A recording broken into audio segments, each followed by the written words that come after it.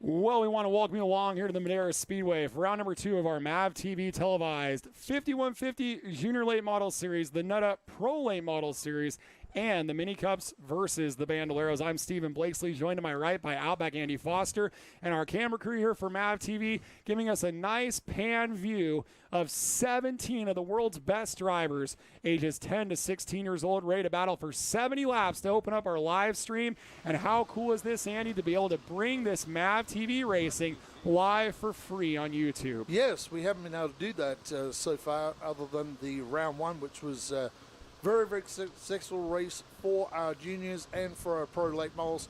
Qualifying was insanely competitive today. Really looking forward to this race. It's hot. The wind is starting to pick up a little bit here, which will help. But very, very hot inside these cars. A lot of new drivers this year. Stephen Lacey, this is the biggest crop of new rookie drivers that we've had in any season other than our inaugural season. So we talked about this yourself, Jason Galvin, when he was here before the broadcast last time. You throw in all these new juniors, we could have some issues, but they were awesome. The new kids were really, really good. The racing was really, really good, and they did a great job. But I'll tell you what, how about Kirsty Young today in the juniors, really stepping it up. And the redraw happened, the top 6 redraw. So they take a card and they redraw for positions.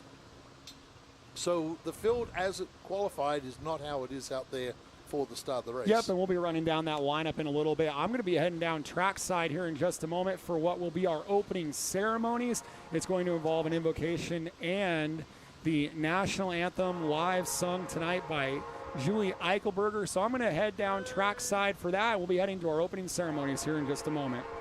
Yeah, thank you very much, Stephen Lacey. Yeah, Julie Eichelberger is one of our premium singers that we have every week. So it's great to have Julie back at the track to sing for us. That's really, really cool tonight. Well, you know, Kenny Shepard is probably going to join me in just a little while, but this is a great crop of junior late models. We're looking at last race. Seth Wise won the last race in 2019, took the first win in 2020. Can he make it 3 races straight tonight? When we get back from commercial break and listening to Stephen Blakesley for our stand-up, we will find out the answer to that question tonight.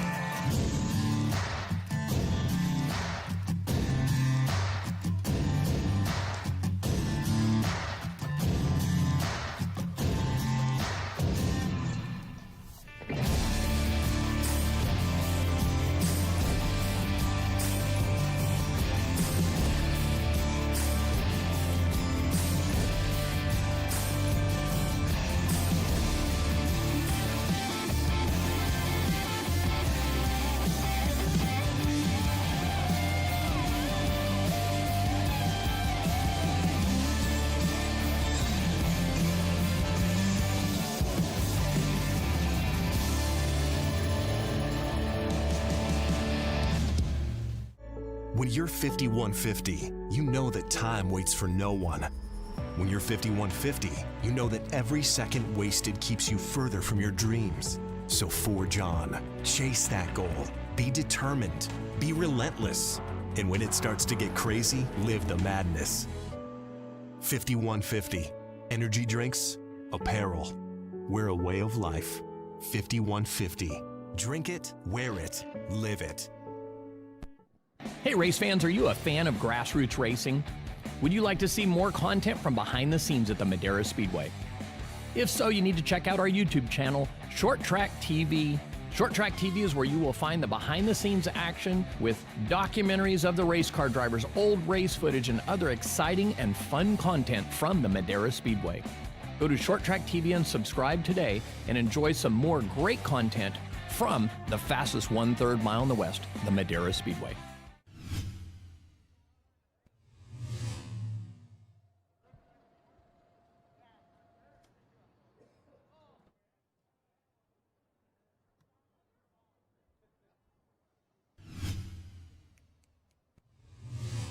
Race fans, we invite you to visit the Carlos Vieira Foundation today. The foundation supports and champions causes like Race for Autism, Race to End the Stigma, and Race to Be Drug-Free. All the proceeds from 5150 energy drink and 5150 apparel sales benefit the Carlos Vieira Foundation.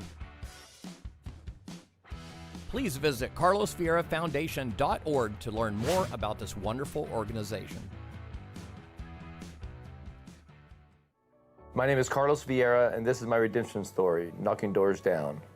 Whatever you pay for that book, 100% of that money is going to go to the foundation, the Carlos Vieira Foundation. The foundation is going to do different things with the book. We'll continue to help kids in school, inviting speakers to come to talk to the kids. We have our after-school boxing program. I'd like to continue to expand that to other cities and towns. People can buy the hardcover at the 5150 store in downtown Livingston. They can go to our website, kddmediacompany.com. They can also go to the carlosvierafoundation.org website. Of course, you can also go to Amazon.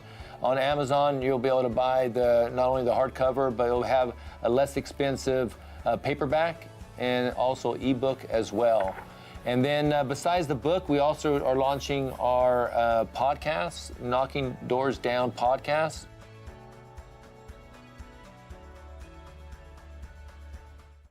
Race teams and race fans, are you ready for the Race to Be Drug-Free Big 3 series at the Madera Speedway, featuring $75,000 of bonus money over and above the giant purses in play on July 25th, September 5th, and October 3rd.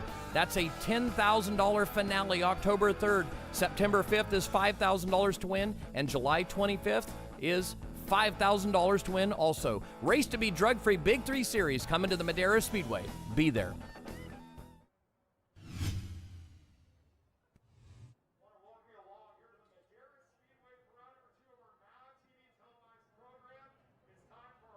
Ceremonies, white basketball, to please rise. Turn it over to Ken Coventry for the invocation.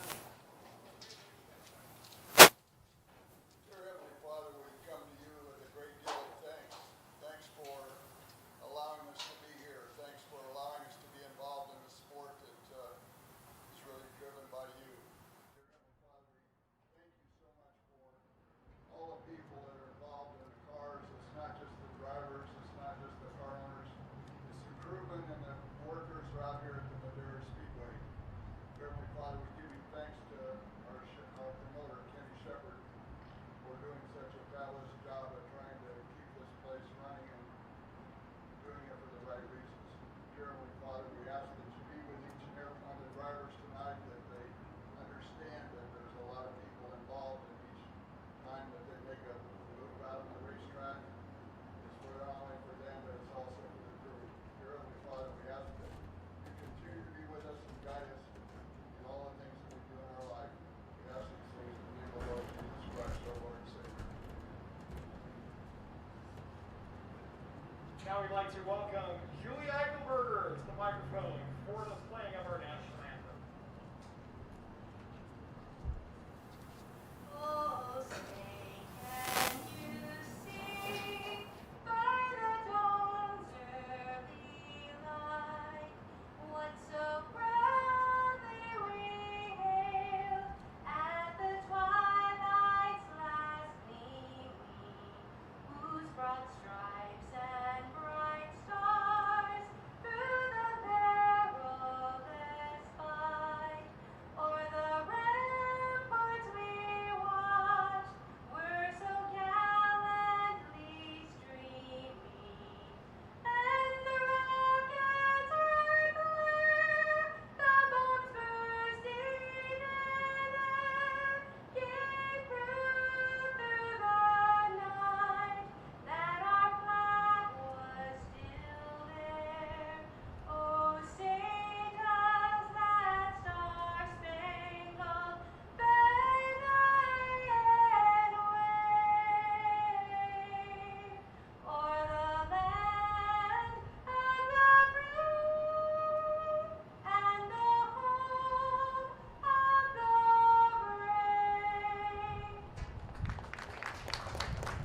Wow, what a great job once again on the national anthem by One of our regular singers that sings at most of our TV shows for MAV TV, that is Julie Eichelberger, and it's good to have her back at the racetrack to sing the national anthem live for us. We're looking forward to this race tonight. If you're just joining us online, a big welcome to Madera Speedway.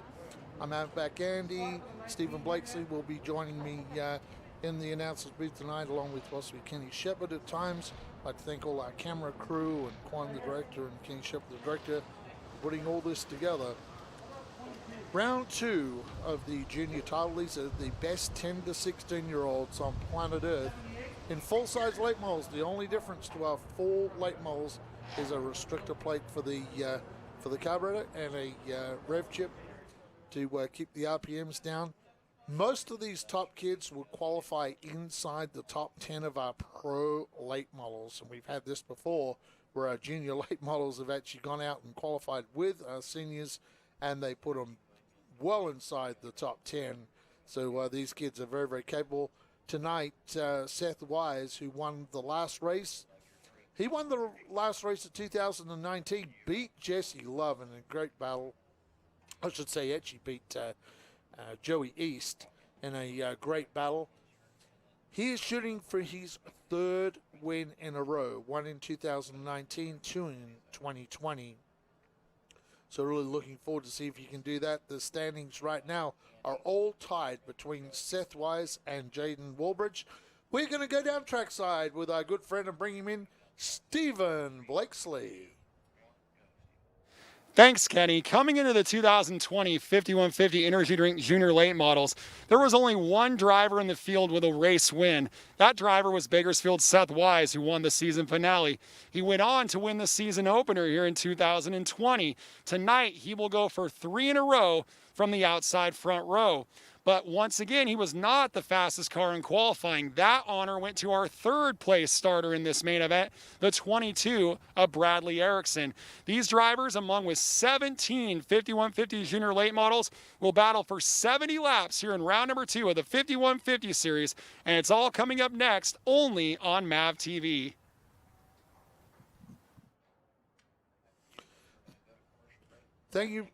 Thank you very much, Stephen Blakesley. Look at that lineup for our junior late models. 70 laps tonight for our junior late models.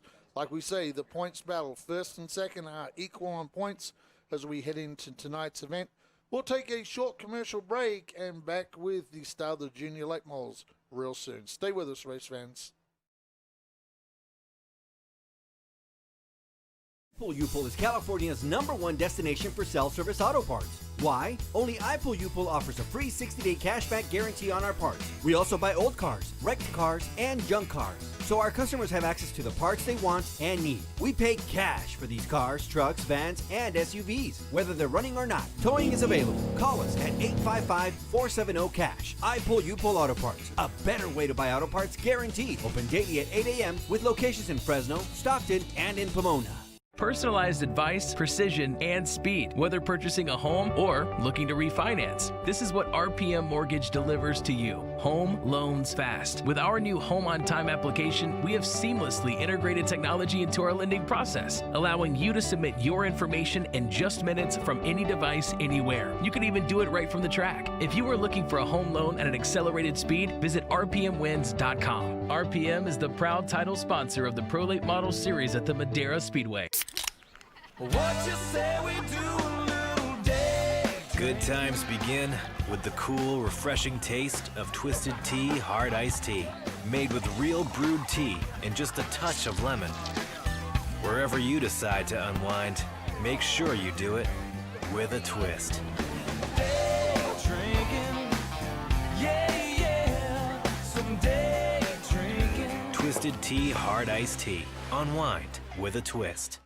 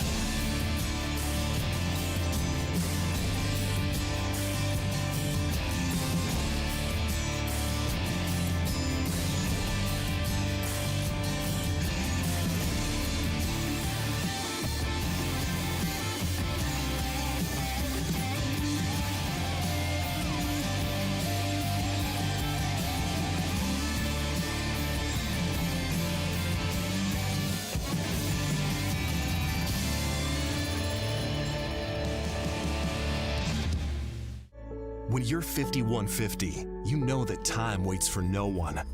When you're 5150, you know that every second wasted keeps you further from your dreams. So forge on, chase that goal, be determined, be relentless. And when it starts to get crazy, live the madness.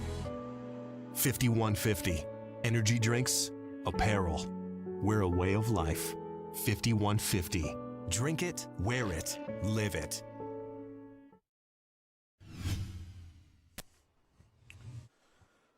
Welcome back to our Madera live stream on YouTube. It's great to have you on board. Tonight, it's the 5150 Energy Drink Junior Late Models, round number 2 for the 2020 season. Also, we'll have some Bandoleros and Mini Cup action. Then, to round out the night, we'll have our Nut Up Pro Late Models with their 80-lap main event tonight. I'm joined back in the booth by my good buddy and partner, Stephen Blakeslee. Good to have you back. Wow, I was just talking to fans before the break, and we didn't get to reference this very much. Seth Wise shooting for his third win tonight, but the points at the start of the night until qualifying were tied up between Seth Wise and Jaden Walbridge. Bradley Erickson is 4 markers back, Cole Brown 6, Brody Armtrot 12, Holly Clark 15, Kate McClenny 17. Now, Kirsty Young, who was fastest in practice today, she is 31 markers back in 15th, but she's got a great starting position. She needs to have a good night tonight to put her season back on track. Well, and our colleague Olivia Mankey talked about this in her introduction that you'll probably see on MAV TV, is that she would know from all of her experiences, we run our junior late models first at 6 p.m. when the sun is still beating down on this 1/3 mile piece of real estate here in Madera, California. And, you know, it was up to 106 today, and it's even hotter than that in the car. And so, really, these are the toughest young men and women in all of stock car racing to be ages 10 to 16 years old. Some of these drivers aren't even 100 pounds yet, and they're out there racing in temperatures where it's upwards of 140 inside the car. It's incredible what they're able to do, and Olivia touched on that in her intro, that one of the things to keep an eye on is who fades at the end of races. We do have a couple drivers in this field that have shown a lot of race pace, but have not won, such as the 07 of Jaden Walbridge, such as the 22 of Bradley Erickson. Maybe the heat and fitness is part of that issue. Well, that's a good thing, Stephen Blakeslee, with the heat. Like, it is very, very hot out there. Hopefully these drivers are well hydrated before they start this race tonight. There's 70 laps. It'll be 40 laps to the break and a 30-lap shootout to bring it home to see who wins round number 2 of the 5150 Energy Drink Junior Late Models tonight.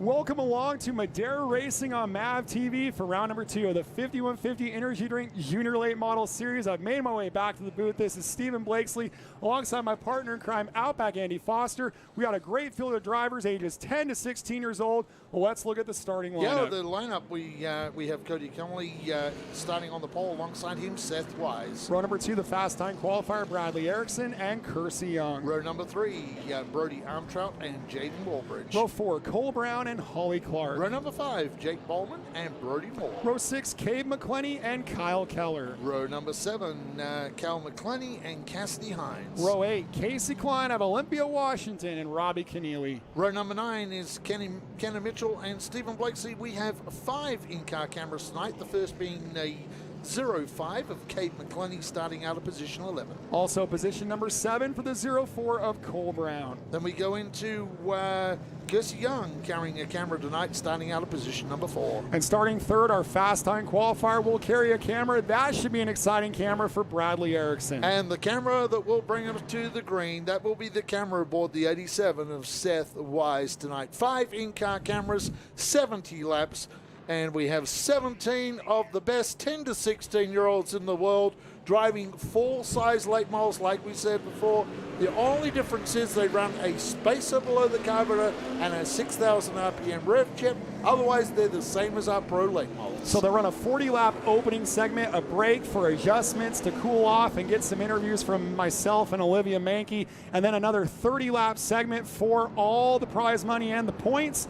And this tremendous field of 17 cars out back, there's only one of them that has a main event win in this field. Yes, it is. only winner in this field is the guy starting on the outside of the front row, the guy that's shooting for his third win in a row, one in 2019 and one in 2020. That is Seth Wise, and he looks really, really strong aboard that car again, starting on the outside, pace starting to build. We're down in nice ride. Let's hope everybody has a nice ride for 70 laps tonight. The green is out from Flaggy Frank. What a great start from our junior late models. A great start. Cody Kimberly, who led some laps in the 2019 opener, went wide. We're 3 wide for the lead. We are 3 Bradley wide. Erickson. Oh, and here comes Armtrout. Armtrout into Kimberly. Turns him. Yeah, that was just an opportunistic move. We saw that passing was a bit of a premium at the start of 2020, and Armtrout, a very aggressive maneuver on Cody Kimberly. Kimberly spins. We did not even complete the first lap, and we'll have to sort this out here on Madera Racing on MAV TV. Well, oh well, imagine if you're Cody Kimberly. 3, my math's not good, but 3 into 3 don't go. I don't well, think. It was basically two rows early. of 3, just about. They were about 6 cars deep, and imagine if you're the 48 of Cody Kimberly and you're the pole sitter, and turn 3 of lap 1, you're facing the wrong way. That was not the program for that young man. No, and he's got some donuts down the side of that Burgeson's car, so hopefully Aaron is okay. I don't think he got any tire damage or wheel damage down here. That looks like it was in the door of that car. And Brody Armstrong now is going to the back. So this will really shuffle up the restart. And depending on how they do this, we did not run a lap. The driver that started third was Bradley Erickson. If they elect to move the row forward, Erickson becomes the lead car. And that's almost what it looks like here on the racetrack, that we're seeing some of the inside row cars moving forward. So we'll see what they decide to do on that. But definitely unexpected. We were singing the praises of these young drivers. Again, a very green field. If you take the whole 17 cars across all of them, I bet you were less than 100 total starts in that main event 2 weeks ago, and they ran it off just about picture perfect. And here in round 2, over 100 degrees at race time, and I think maybe they were feeling the heat. Our old buddy Ron Pastano would say there might have been a little devil in the helmet there. Yeah, a bit of devil in the helmet for sure and certain, Stephen Blakesley. So we're going to sort this one out back in, and we'll get things back in their proper race place. Our race monitor scoring showing no laps completed, and that hasn't happened all too often. We were harking back. The last time we had a field this inexperienced was the debut of the series back in March of 2016. Exactly. What happened in that one? A wreck, turn 1, lap 1 between Ben Siliker and Colby Berry ended Colby Berry's night. So a little bit of deja vu for our young drivers here in the junior late models. So the spotter stand is just being given their instructions of where the drivers will start for this restart. So our crew in the booth next door, we're in the MAV TV booth. They're in the Madera scoring booth. The ladies and gentlemen over there will be sorting this out. But I tell you what, race director has very, very, very quickly put Brody Armstrong to the back. So they try with these juniors to encourage them not to use the bumper, especially early in the race. So we're crossing them up, and we'll be about to get back underway with our MAV TV coverage as well, with Seth Wise inside for this restart with the 22 of Bradley Erickson. Welcome back to Madera Racing on MAV TV. If you've just joined us on MAV TV, that early yellow with 0 laps completed. Unfortunately, Cody Kimberly got turned around by Brody Armstrong. Both have gone to the back of the field. And Seth Wise now, who would be the leader of this, has opted for the inside. And he has Kirsty Young behind him. So she has ducked down as they shuffle the field up. Another great start from our junior late models. I love that overhead shot going into turn 1 from that boom. Oh, we got trouble in the back of the field. It's Casey Klein on top of Cassidy Hines, right on the driver's side door. And then as they were slowing for the caution, an incident coming back as it looked like Holly Clark got turned around. But we got a mess over here in turn 1. Kind of a dangerous situation. That right front tire of Klein's car right on top of the driver's door, the driver opening for the Colorado driver. Our youngest driver and our oldest driver have come together in 1 and 2, and our officials here have a lot to clean up here on Madera Racing on MAV TV, and we're hearing that both drivers are okay inside those race cars, so we'll get them unhooked and get the MAV TV cameras back here for our 5150 Junior Late Models. That was spectacular. You know, it has all the telltale signs that something set Hines up the track right into the path of Klein, who was carrying a pretty high rate of speed. And the way I would describe that is not derogatory, Andy. The way I would describe that is he almost monster trucked over the top of her. And in some ways it's severe looking that he was able to stop, but in other ways, better that he didn't go all the way through the top of that car. So I guess a little blessing in disguise that he got hung up on top of her. Must have done a real good job slowing that car down. Yeah, and there's a look at great Cassidy. Shot of Cassidy staying in the car. So depending on how much damage to the windshield area, I think Cassidy is definitely okay in there, and that's a testament to the safety of these late models. I wouldn't even discount that Cassidy can't continue. I'm interested to see that as well. I'm not even sure if that other car rode a wheel to get up there, or whether the car rode from the back over a wheel and then down the side and turned Cassidy sideways. The car as well may be able to continue. Casey Klein may be able to continue in this. So we have a lot of folks tuning in on our live stream. We want to remind you, please share this with your friends and family, your racing fans that you know, and let them know that we are live for MAV TV Junior Late Model and Pro Late Model Racing here on the ShortTrackTV YouTube. And while we're under red, let us know where you're tuning in from and who you are rooting for. We had some friends from Virginia, Ronnie Bell saying go Seth Wise. Sue Baker says let's go Holly Clark with a lot of O's. Let's go Holly Clark. Got some people looking forward to the Pro Late Model race. That'll be the nightcap tonight. And they said, let's go Zampa boys. The Kaiser's in the house. Sterling Baker said, it is hot in Fresno. Well, it's hot here. And if you're not familiar with where Madera, California is, we're just north of Fresno, right, Andy? We are. We're about 25 minutes north of Fresno. We're in the area that you often call the bread basket of the world. And in California, we probably grow about 95% of what you can grow in total. So, that's the home of 5150 and, of course, Nut Up, those awesome almonds. I know that I love the sea salt and caramel. You and Kenny Shepard love the sweet heat of those nuts. You can pick them up at Save Mart. You can pick them up at Lucky's, Food Max. You can pick them up at Costless Foods. A lot of other stores around carrying them as well, and they also carry the almond butter as well. Yeah, the almond butter. I mean, you can pick up the single serve of the nuts that usually sell for about $1 or so, or you can pick up the bags that are about $5 with a nice big size bag of them. So they just separated the cars, and I'll tell you what, I think Cassidy Hines is going to be in this stock car race, Andy. Yeah, it looks like a little damage around the rear quarter. See where the marks are there, Stephen? I'm pretty sure that that car rode up in there and then rode over. It hadn't gone straight in the side of Cassidy. We'll just see how much damage. They're putting this car down very, very gently at Casey Klein. They may be able to go back to the pit area and get this car back going. We'll wait and see. Don't see any fluid leaking from the car. That is a really, really good sign. You're definitely not racing without fluid tonight, Andy. Over 100 degrees. You probably feel right at home from Western Australia here to Madera, California. Look at that. That's a Mustang. That poor pony up the front went for a bit of a ride. Yeah, the pony had a new jog view. Off. I would be jogging off too if I was heading towards another late model at speed like that. That doesn't look that bad. Looks a little folded over on the other side. I'm looking at the wheels. They may be pointing in the right direction. A little bit damaged down there to the right front. We'll wait and see. It's driving off. Casey Klein fires it up and drives away. That's good news. Cassidy Hines has already been to her pit area, I believe, or going to her pit area.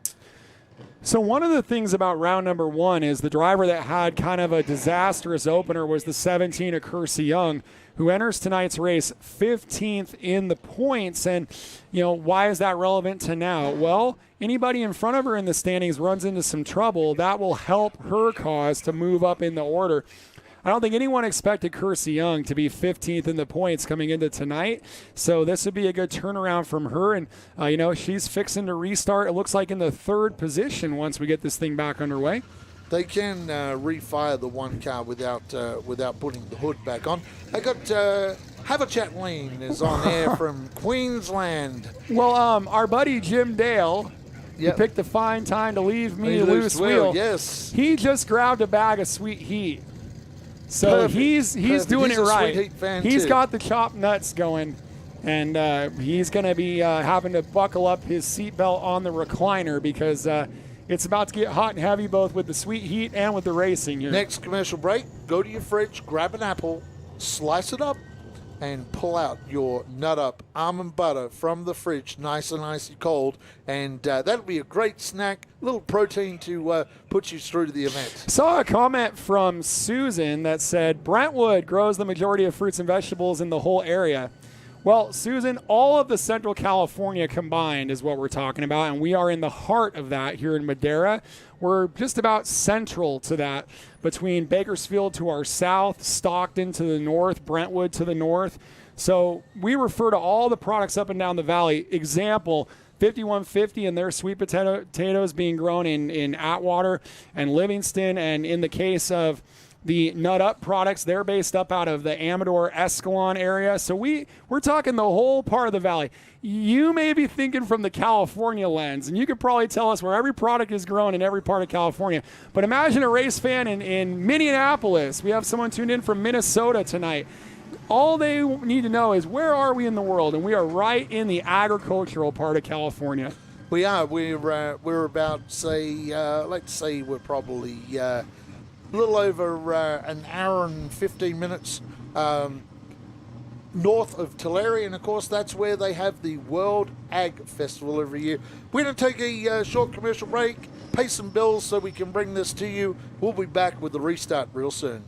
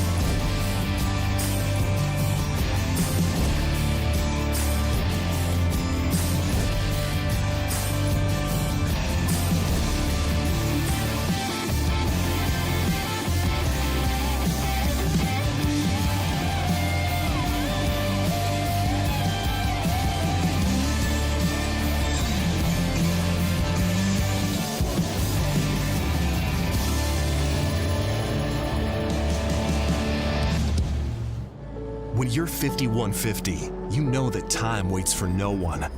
When you're 5150, you know that every second wasted keeps you further from your dreams. So forge on, chase that goal, be determined, be relentless. And when it starts to get crazy, live the madness. 5150, energy drinks, apparel. We're a way of life. 5150, drink it, wear it, live it. Hey race fans, are you a fan of grassroots racing? Would you like to see more content from behind the scenes at the Madera Speedway? If so, you need to check out our YouTube channel, ShortTrackTV. ShortTrackTV is where you will find the behind the scenes action with documentaries of the race car drivers, old race footage, and other exciting and fun content from the Madera Speedway. Go to ShortTrackTV and subscribe today and enjoy some more great content from the fastest 1/3 mile in the West, the Madera Speedway.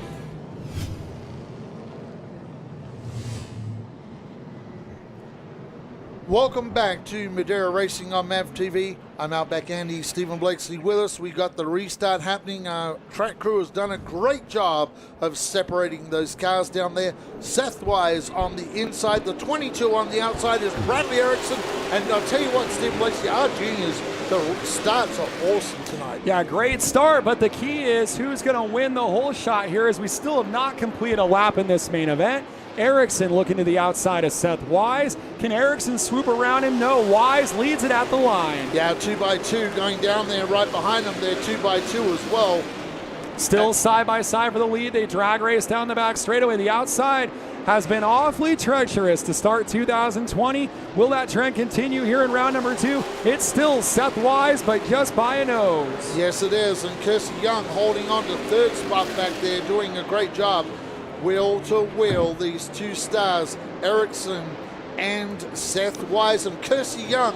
Kirsty running the low line in that 17 car. Buddy Shepard, who is one of our great pro racers, helping out Kirsty Young, and she's got amazing performance today. We got one car that looked like it might have been off the pace on the racetrack. And we'll stay on screen with this battle for the lead on this tri-bank racetrack. You can see how they can run side by side here in the junior late models. Finally, here on lap number 4, Seth Wise will clear Bradley Erickson. You know, normally when there's all this side-by-side battling, they don't really pull away, but they did pull away by about 4 car lengths on this driver, the driver in third. Well, the question is, Stephen Blakesley, how much do you want to be on the outside of Seth Wise, trying to wearing your stuff out? It's hot today, so the tire wear will probably be a little more today. You just want to get to that 40 laps. Ride. You're still going to start on the front row if you're first or second, and that's what you want for that shootout. Battle is for third on screen between is. Kirsty Young and the 07 and Jaden Walbridge. Walbridge, 4 fast times in the last 6 races in the series, but no main event wins. He's desperate for a win. Kirsty Young desperate for a win, but first they're battling for third. Kirsty Young was a standout in the Bandoleros when she ran Bandoleros. This is her second season in late models. Went to the Junior Challenge Camp and did a great job and impressed a lot of people at the Junior Challenge Camp. I know you were there for that. Well, here's a battle for the 5th spot. They're lining up 5 cars deep. That's the 71 of Bowman. Taking a look on the inside of the 04 Cole Brown. Now, Bowman in his second full season of the series. Cole Brown, his first full season, but had a couple wins at Roseville last year. He'd like a Madera win with Mike Doss helping out that team. And right behind him is Kate McClellan in that 05 car. And that's a brand new car for the McClellan team this year. So they're trying to get a handle on that 05 car. 10 laps down. It is the 87 of Wise, 22 Erickson, 17 of Young, 07 Walbridge, and this battle for 5th between Cole Brown, Jake Bowman, and Cade McClellan. Back to the leaders. They're working their way past the lap car. Mitchell is the car that gets lapped. That awesome since the diesel entry. So they continue on their way. Seth Wise has about a 2-car lead over Bradley Erickson. You know, like I say right now, I would just, if I was Erickson, I would just run behind Seth and do that till you get to that 40 lap mark, and then try and save as much as you can for that final 30 laps. Battling tonight. continuing for the 5th spot as the 04 Cole Brown out of Ukiah trying to fight off the Southern California driver Jake Bowman. Bowman has almost an identical background to Haley Deegan, coming from SoCal, racing off-road, racing Legends cars, and now also like Deegan, driving for Nate Clark Motorsports, but he hasn't been on the podium quite as often as we're used to seeing from the Nate cars. No, he hasn't. We haven't seen the Nate cars in the last 2 races. It's been the Wise race team that has made some very wise moves and won the last 2 main events, and they're in a good position. But this battle continues as we lap the 78 car, Stephen Blakesley. That is Brody Moore. Brody Moore goes a lap down. Looks like there's some damage to the front of that car. Yeah, he had to pit for a moment, so he's a couple laps down. But what we're noticing here is they have caught up to Kirsty Young. So now Young has a line of 7 cars behind her. So passing a little bit of a premium again tonight. McClellan now. McClellan gets to the inside of a car down there, then to the side of Bowman. Wow, Kate McClellan turning up the heat in that new car. The battle continues between Kersey Young and that 07 of Walbridge. Yeah, Walbridge, normally a good short run car, early race car. So it's a little bit out of the ordinary to see him back in the 4th position, but that's where he is. I think he's trying to show a lot more patience, trying to be there at the end. And for Kersey Young, we've never seen her this consistently in the top 3 in any of her races in her young career, have we? No, not since she turned up in the late models. In Bandoleros, yes, not in the late models, but doing a great job tonight. Like I say, she was fastest in some practice sessions. We saw that one car of Casey Klein going by without the hood, so that was good news, those 2 cars. And I tell you what, Wise is stretching the lead out. It's out to about 4 car lengths now. Well, when we Stephen. look at Seth Wise's career, he's always been a late-going driver. Only led 75 laps last year, led the final 41 of the opener. But early race, it's like a Matt Erickson story. If Seth Wise is fast now, that's bad news for the rest of the field. That is bad later on because, like you say, he's always been predominantly fast later in the race, and we got a battle now. This is the battle for 3rd place. Young Kersey Young out of Bakersfield leading that 07 car of Walbridge.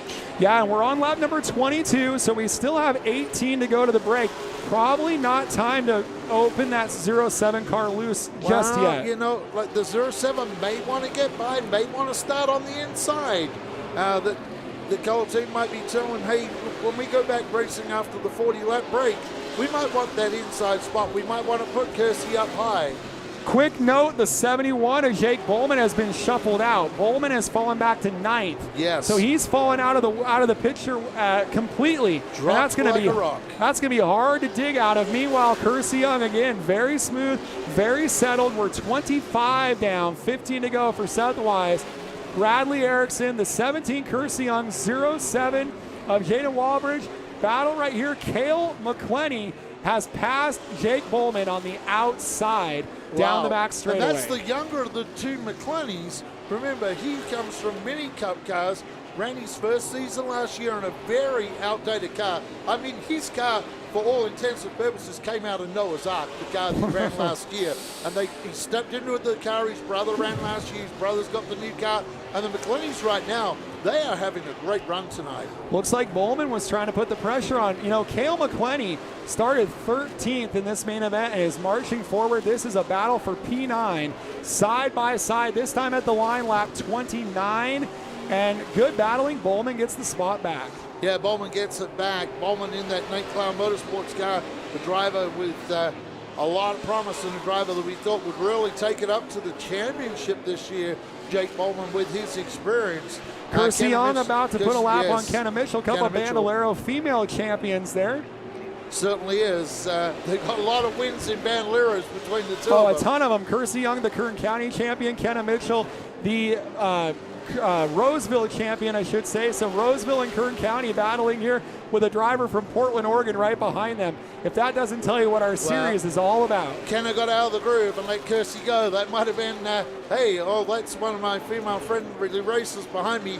I better move out the way and let that battle continue between her and Walbridge. Now, you were a racer when you were young. How tough is it that we've been green for all this time now, as we are 31 laps green, and Kersey really hasn't made a single mistake with all that pressure? Well, she's getting the muscle now because Walbridge the inside, but Walbridge got loose out of the turn. He was super loose after getting the back of Kersey. They have to be very careful, these 2 here. They don't want to spin each other out or get some incident going on, because right now they have a very safe starting spot when we go back green after the break. I can't emphasize how hard this is to run 33 laps consecutive with a car on your rear bumper in 100-degree temperatures. These kids are remarkable, They my are friend. remarkable. It's hot inside these cars, and they're hard to drive. The tires are hot. It's slippery out there today for these guys. They're having to master traffic as well. So they're having to run their own race, but try and find the way through the traffic.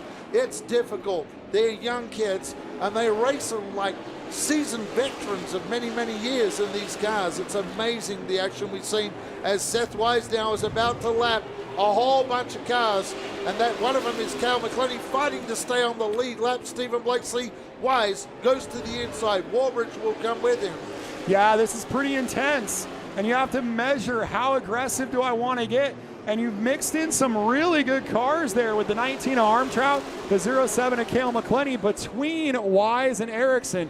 And for the 14-year-old Seth Wise, like his 14-year-old friend Kersey Young, showing a lot of tenacity and a lot of patience in these tough situations. That battle for third is not over. There's only 2 laps to go to the break, and they are still battling for third. Yes, it is. They're still battling hard here for third. They do have a lap car in front of them. Kersey is getting a very good run out of turn number 4. Very impressive out of the turns. Kersey Young looks like the 07 car is faster. Warbridge maybe in the turns, but Kersey gets to drive out the turns. Here we go. Flaggy Frank has that checker flag in his hand as Stephen Blakeslee gets ready to go down to talk to these drivers. And Seth Wise will take the win at the halfway break. Leader at the halfway break. Second will be Jaden Walbridge. Kersey Young will hang on for third. Then you go back to Bradley Erickson. They are the fast 4 cars on the racetrack. We'll take a commercial break, and Stephen Blakeslee will down talking to these very, very hot junior racers.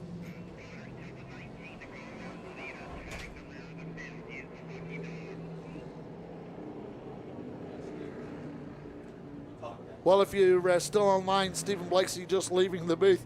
How about that action from junior racers?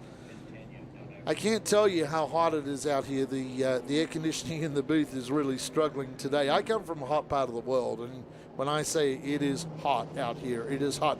I still remember being here in this same week in 2006.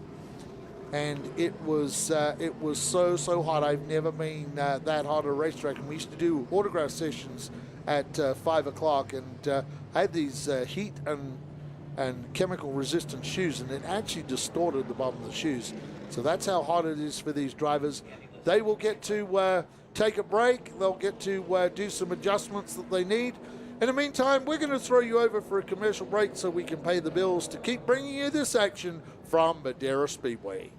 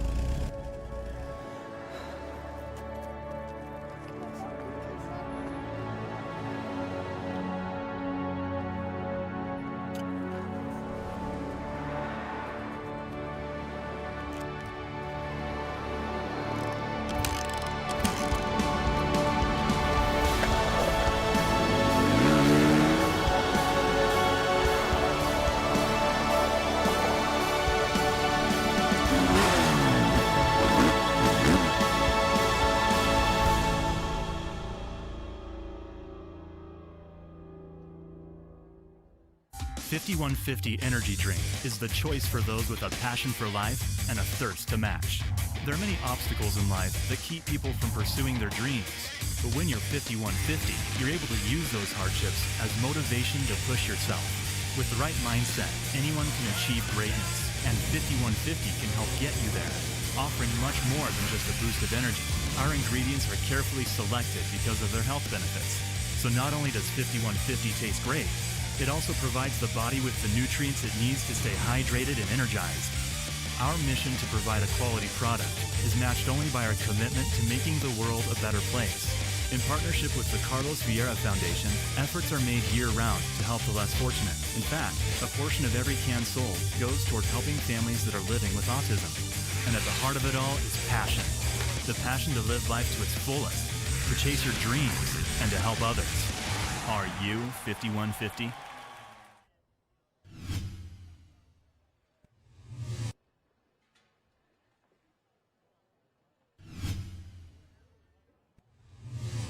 Race fans, we invite you to visit the Carlos Vieira Foundation today. The foundation supports and champions causes like Race for Autism, Race to End the Stigma, and Race to Be Drug-Free. All the proceeds from 5150 energy drink and 5150 apparel sales benefit the Carlos Vieira Foundation.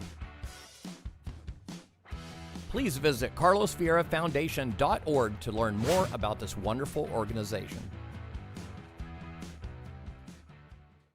My name is Carlos Vieira, and this is my redemption story, Knocking Doors Down. Whatever you pay for that book, 100% of that money is going to go to the foundation, the Carlos Vieira Foundation. The foundation is going to do different things with the book. We'll continue to help kids in school, inviting speakers to come to talk to the kids. We have our after-school boxing program. I'd like to continue to expand that to other cities and towns. People can buy the hardcover at the 5150 store in downtown Livingston. They can go to our website, kddmediacompany.com. They can also go to the carlosvieirafoundation.org website. Of course, you can also go to Amazon. On Amazon, you'll be able to buy not only the hardcover, but it'll have a less expensive paperback and also ebook as well. And then besides the book, we also are launching our podcast, Knocking Doors Down podcast.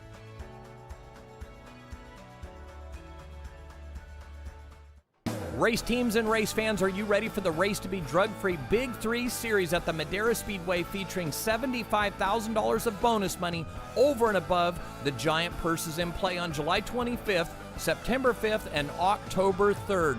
That's a $10,000 finale October 3rd. September 5th is $5,000 to win, and July 25th is $5,000 to win also. Race to Be Drug-Free Big 3 series coming to the Madera Speedway. Be there.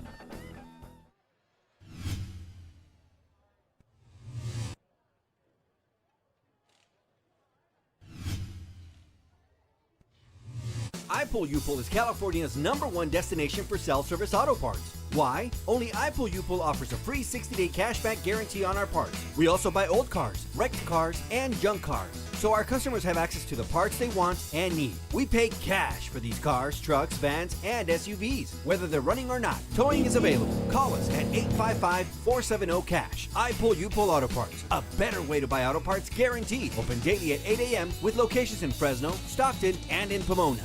Personalized advice, precision, and speed, whether purchasing a home or looking to refinance. This is what RPM Mortgage delivers to you. Home loans fast. With our new Home on Time application, we have seamlessly integrated technology into our lending process, allowing you to submit your information in just minutes from any device, anywhere. You can even do it right from the track. If you are looking for a home loan at an accelerated speed, visit rpmwins.com. RPM is the proud title sponsor of the Pro Late Model Series at the Madera Speedway. What you say we do a little day. Good times begin with the cool, refreshing taste of Twisted Tea Hard Iced Tea. Made with real brewed tea and just a touch of lemon. Wherever you decide to unwind, make sure you do it with a twist. Day drinking, yeah, some day drinking. Twisted Tea Hard Iced Tea. Unwind with a twist.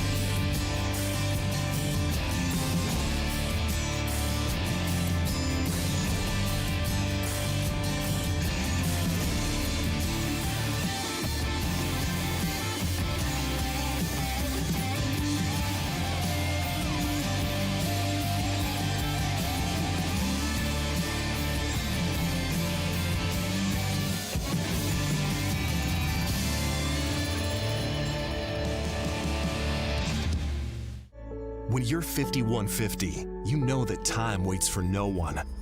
When you're 5150, you know that every second wasted keeps you further from your dreams. So forge on, chase that goal, be determined, be relentless. And when it starts to get crazy, live the madness. 5150. Energy drinks, apparel. We're a way of life. 5150. Drink it, wear it, live it. Welcome back to Madera Racing. We're going to go down trackside with Stephen Blakeslee, who has our race leader Seth Wise with him. Well, we're standing by here with our race leader, Seth Wise, after the first 40 laps. And Seth, you're the only driver in the field with a main event win. And a lot of times you guys are a late race car, so it must feel real good to be in the lead here at the end of the first 40. Yeah, you know, it's going pretty good. We've lately haven't been too good in qualifying or anything like that, but we have a good long run car and it's working out pretty good. Now it is going to start to cool off before this race is over, so any adjustments on the car? Right now, no, we don't think so. It might have a little bit slight push in the long run, so it might do that, but other than that, no changes. Seth Wise out of Bakersfield in the lead here after 40 laps of racing. Well, very interesting comments from Seth Wise, and saying that maybe have a little push in that car, and they can make some small adjustments to that car, nothing major, as we get ready to go down trackside to Stephen Blakeslee. We're standing by with our second place driver, Bradley Erickson, and you stayed within arm's reach of the 87 car for a little while there, and then he started to pull away. What do you guys have to do in the second half to get to Seth Wise tonight? Well, I just think we just need to make a couple adjustments to the car. I think that would really help it a lot. We've just been really tight on those long runs, and lap traffic got in our way, which really didn't help us at all. But you know, I'm proud that I stuck to his bumper there for as long as I did, because lap traffic kind of killed our momentum. But it's all right, I guess. But you know, we'll have another chance at him in the second half here. Now in the season opener, we saw the outside line was very treacherous, but today you guys were making it work. What did it feel like up there? It definitely felt different compared to the bottom, because the bottom is just like really flat compared to the top, and you know, I felt like I could roll the top around the 87 pretty well. It's just turn 4, it's just not really that good. The top's not really that good in turn 4, but we'll see what we can do. Well, we'll see if they can loosen up that ride for Bradley Erickson here at Madera. Interesting to hear what Bradley Erickson is saying, telling Stephen Blakeslee that getting the break in momentum with Seth Wise, they'll go to work on that car, and I'm sure they are going to be very, very fast the last period of this race. Stephen Blakeslee is down there with third place, and her best run in a junior late model so far. Here's with Kirsty Young. It has been a very good run for Kirsty Young, running third, holding off the 07 and Jaden Walbridge throughout that entire run. How tough is that to hit your marks for 40 laps straight with the 07 right behind you? I mean, it was a little tough since we had a tight car. We're hoping to make some changes on it to get it back together. But overall, like, the car felt relatively good, and we were trying our best to hit our marks. And I know some turns, like when we caught up to lap traffic, it was a little harder, so we didn't hit our marks as good, but we're doing good. And you're restarting on the inside, so you must be looking forward to that. Yeah, I'm more comfortable on the inside since last year. Like, the high side was a little better, but now since we resealed the track, there's not a lot there, so I'm glad we're starting on the inside. Kirsty Young running third here after the first 40 laps. Thank you.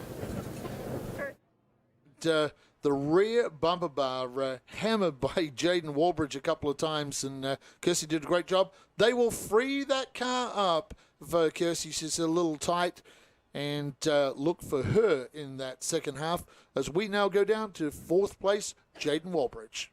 It was a great battle between Kirsty Young and Jaden Walbridge. They probably wish it was a battle for the lead. And Jaden, you tried everything you could to get around the 17, but also looked like a little bit of patience there.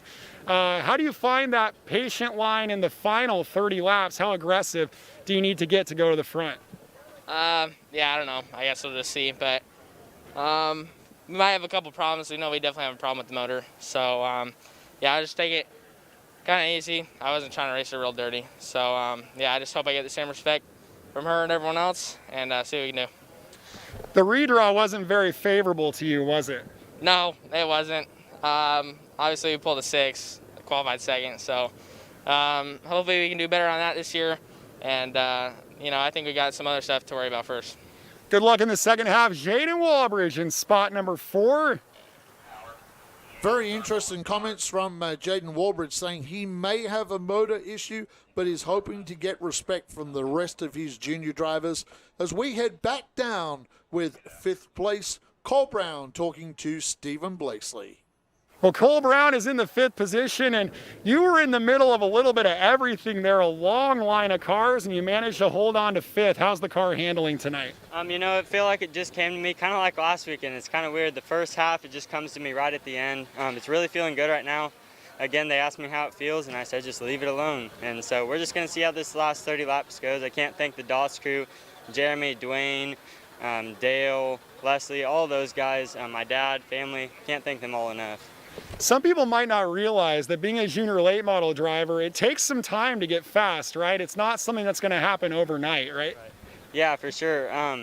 I came here, I think it was 2019 last year, and we were struggling really hard at the start of the year. I was really having, it was a pain to get up with some of the front runners.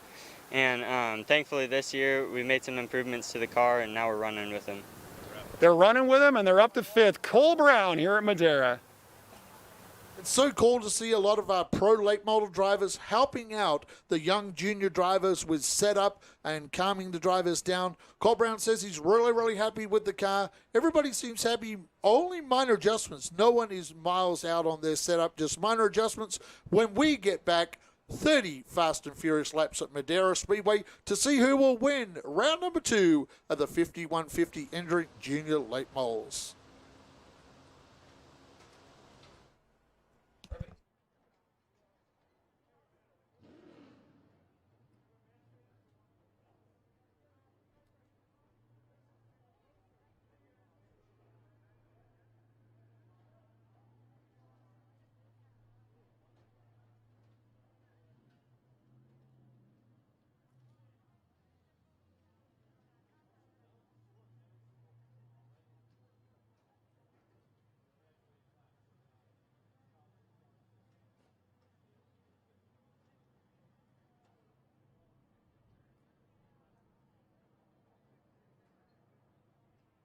Back online with you, race fans. Just getting our brakes done. No Jason Galvin today, so we've thrown Stephen Blakesley back down to the job that he used to do before Jason Galvin joined us. Where am I? So Stephen's back on your old job today, buddy. As Jason Galvin's not here, great job by you.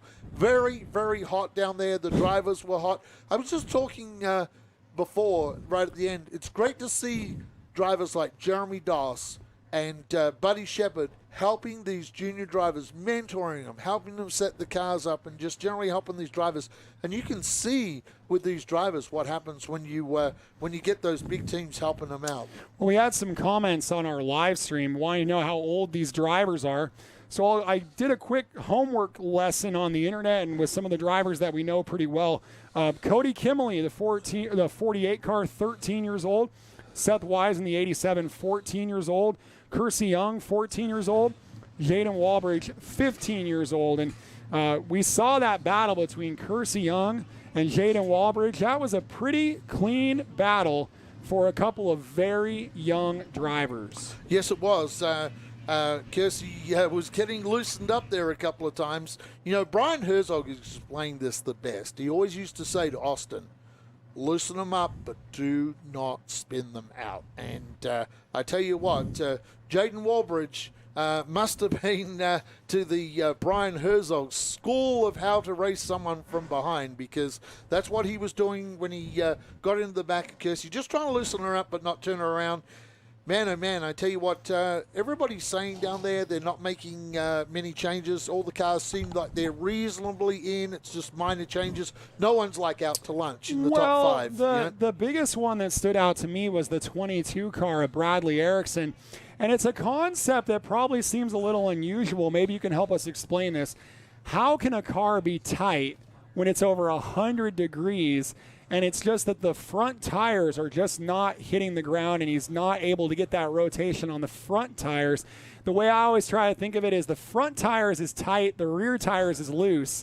So if you're going into the corner and it's kind of sailing up the hill, that's tight. And so it seems unusual that can happen when the track is so hot and sticky, but something's a little off there on the 22 Well, car. this is where when you're practicing today and you get those practice sessions and you go to qualifying, you know that the car is going to, it's going to be slippery, it's going to be loose. So you probably really tighten the car up.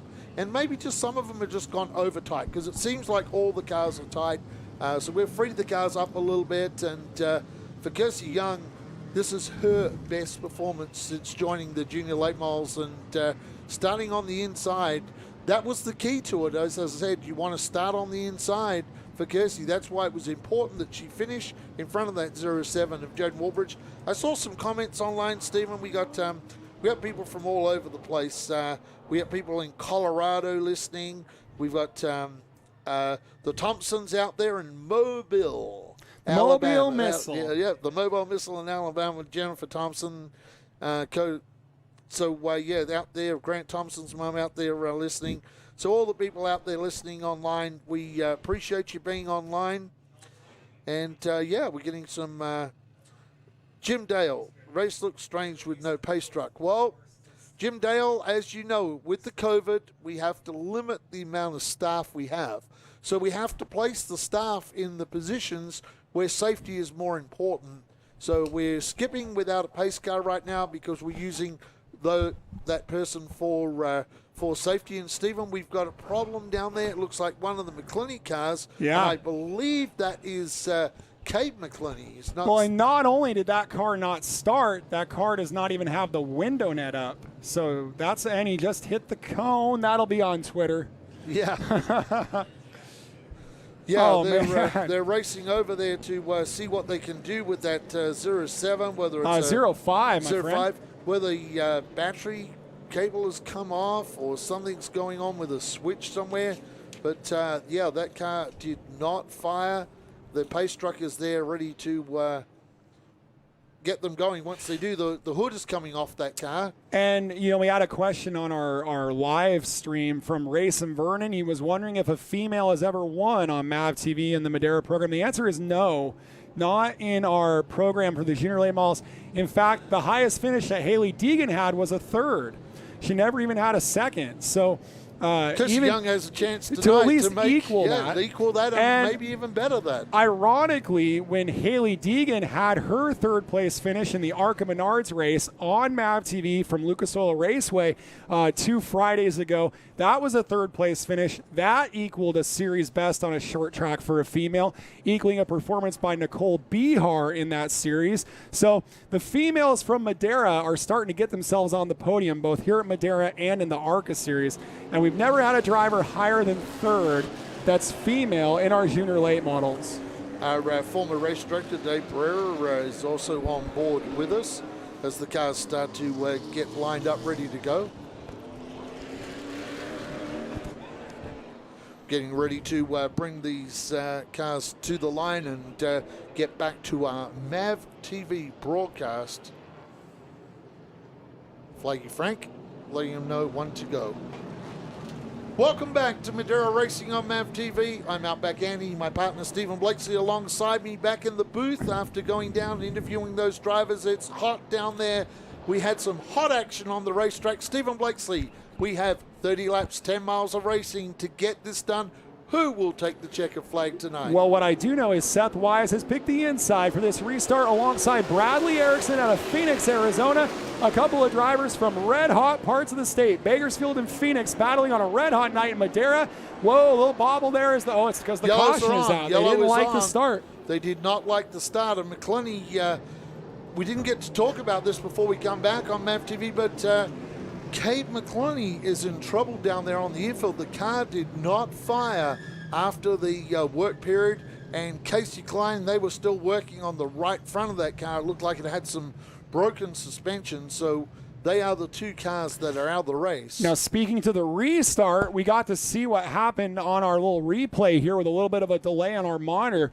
that Bradley Erickson had a nose on Seth Wise when they got to the cone. And you see our official down there in turn 4 was holding the cone, letting those drivers know to keep an eye on the cone. You can actually see those 2 cones from that back view down there. They need to be equal or the leader ahead by just a nose entering that box. We want a nose ahead, the leader to be a nose ahead down in that zone. And you'll see them now as we head down the back. We'll head into turn number 3, and you'll see that cone on the inside. That is the go zone.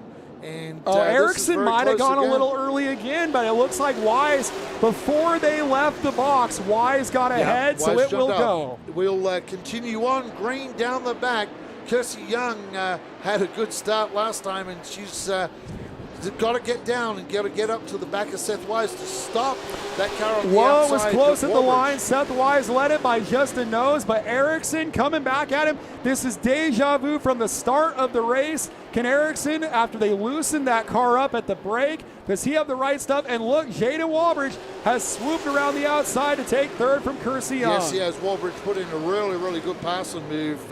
Fortunately for Kirsty, the start was not as good as the aborted start, and Kirsty had that car of the 07 jump in front of her.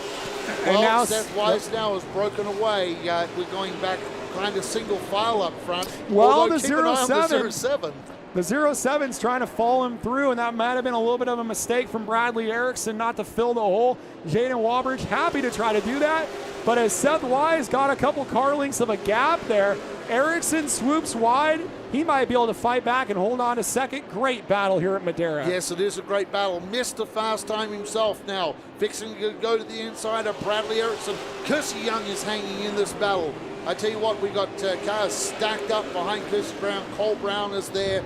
And you've got Bowman, Clark, and Camille. Battle for second on screen continues into 3 and 4, Andy, as they come off the corner here to complete lap number 46 with 24 to go. Who has that? Erickson was scored second at the line. How long can they do this before their tires start getting hot? Running on that high line on super hot temperatures. We are starting to get into partial shade in turns 3 and 4, and it sure seems like Erickson's a little better on that end of the racetrack. Well, I tell you what, all these races better hope for a yellow, because right now with the 07 of Walbridge and the 22 Erickson, they're racing each other.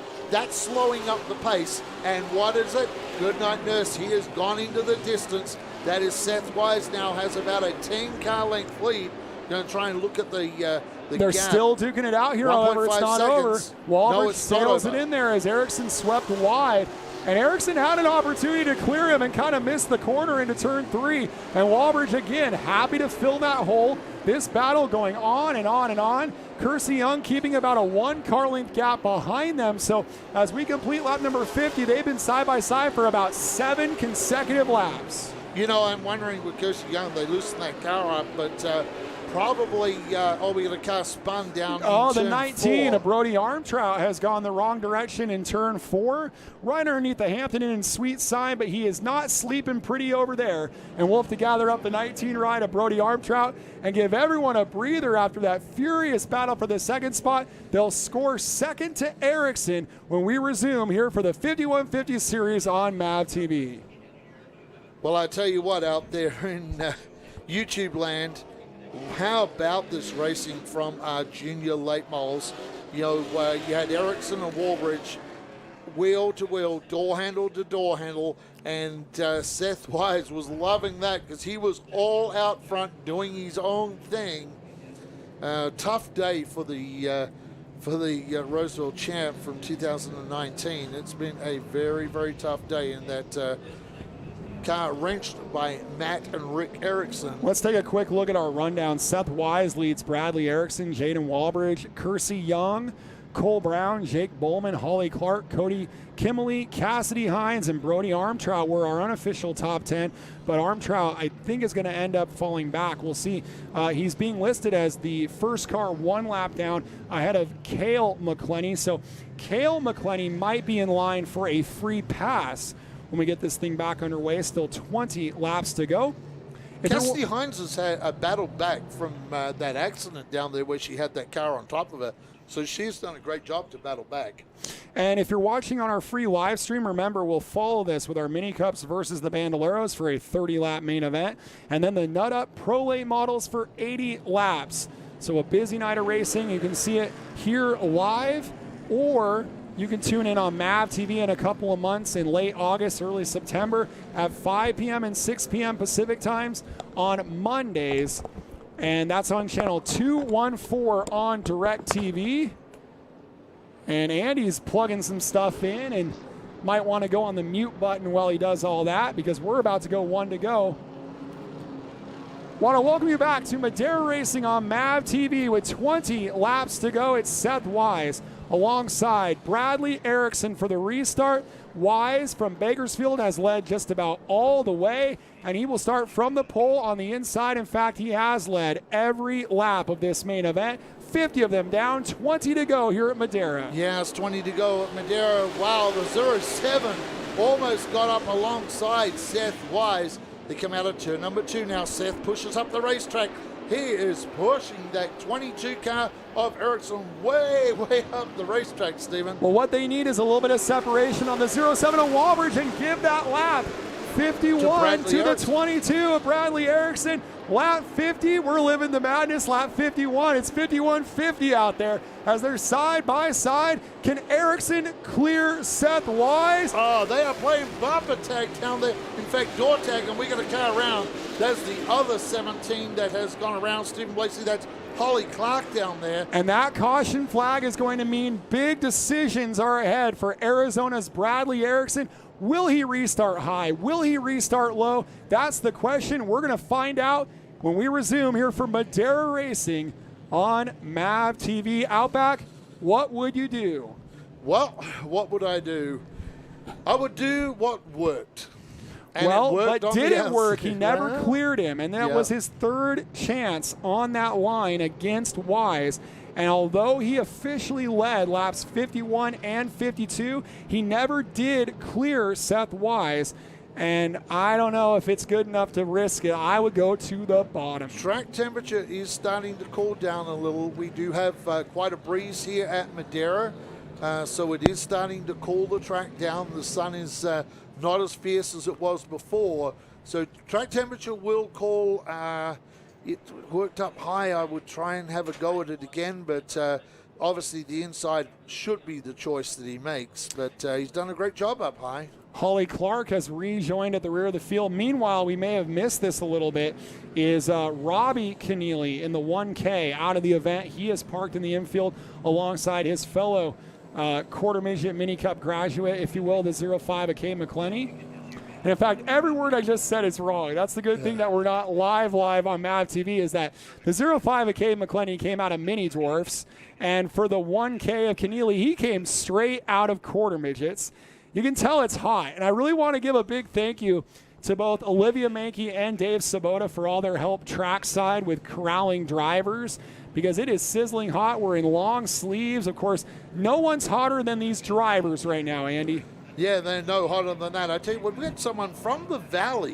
It says here, Paul Coyne. Looks like Paulco Incorporated. Yeah, and it's after moving from the Valley to Queensland, Australia. Good to see some racing from Madera. Miss going out there. Well, we love bringing it to you. I know you can't get to see the MAV TV shows down there, so we love to bring it to you on YouTube. We're loving that. You're going to bring us back to green when we get the 1 to go at the line for our MAV TV coverage, and you'll get to tell our MAV TV viewers and our live stream viewers about the decision that Bradley Erickson has made when they get the 1 to go here. Well, he made the obvious decision, but like I said, here we go. Welcome back to Madera Racing on MAV TV with 18 laps left to run in this race. Bradley Erickson has picked the inside, putting Seth Wise to the outside.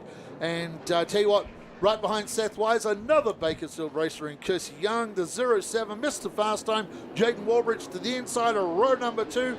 They are hustling down there, and that 07 doing the same thing. Oh, getting up alongside that 22, backs out of it. Great. Here goes Seth Wise now. Big run into 3, Steve. That was a great, tidy restart by both of our front row cars. Wise says, anything you could do, I could do better. Seth Wise leads number 53, and he's trying to clear him the slingshot out of turn number 2. Your favorite move, Andy. Yes, it is, that slingshot out of that 51-50 turn. I tell you what, Stephen Blakesy, this is why these are the best 10 to 16-year-olds on planet Earth, with racing like this coming from Madera to happen on round 1 of 2020. It's happening again today. It's a big line of cars. I tell you what, the top 5 are all in line. Oh, Seth Wise leading, but gets a bumper tag from Ericsson. Yeah, Wise, the 15-year-old, made a little mistake in the middle of the corner, backed up into Ericsson. Ericsson backs off of him. I've been really impressed by the give and take among our top 5. This time by, we have 14 to go. It's Wise, Ericsson, Walbridge, Young, and Cole Brown, your top 5. Can Seth Wise hang on over that 22? He was 3rd place in round number 1 after leading the first 39 laps. And is he going to lose another race to Seth Wise here in round number 2? How badly does he want to get back to the 87? Well, he's going to have to get back to him pretty quick, because we saw what happened before the restart. Seth cleared out, and he's starting to do it again. He has about a 3-car break, although Ericsson comes thundering back going into turn 3. But I tell you what, Ericsson is driving this thing deep into the turns, but Seth is able to get off the turns like a rocket. The last time we've had a driver this dominant in the series to win 3 consecutive races, probably have to go back to the beast, Joey East, and before him, Jesse Love. 3 in a row against 17 and 18 car fields is not easy, as they're battling for 4th. Yeah, Cole Brown wants a piece of it. That is Cole Brown trying to take over that position from Kersey Young. But Cole Brown has Bowman and Camilli right behind him, so he's got some heat behind him as well, so need to get going. Kersey Young freed that car up. Has she freed it up too much? That's the question. Got a lot of wheel into it out of the turns this time. 9 to go at the line, and for Bowman, he has dug in deep. Fell back to 10th, maybe even 11th. He's up to 6th now. Lurking large, you know that Mike Nake and the crew tuned that car up at the break, and they are right in the catbird seat. He could end up 4th when this thing's all over with. Yes, he could.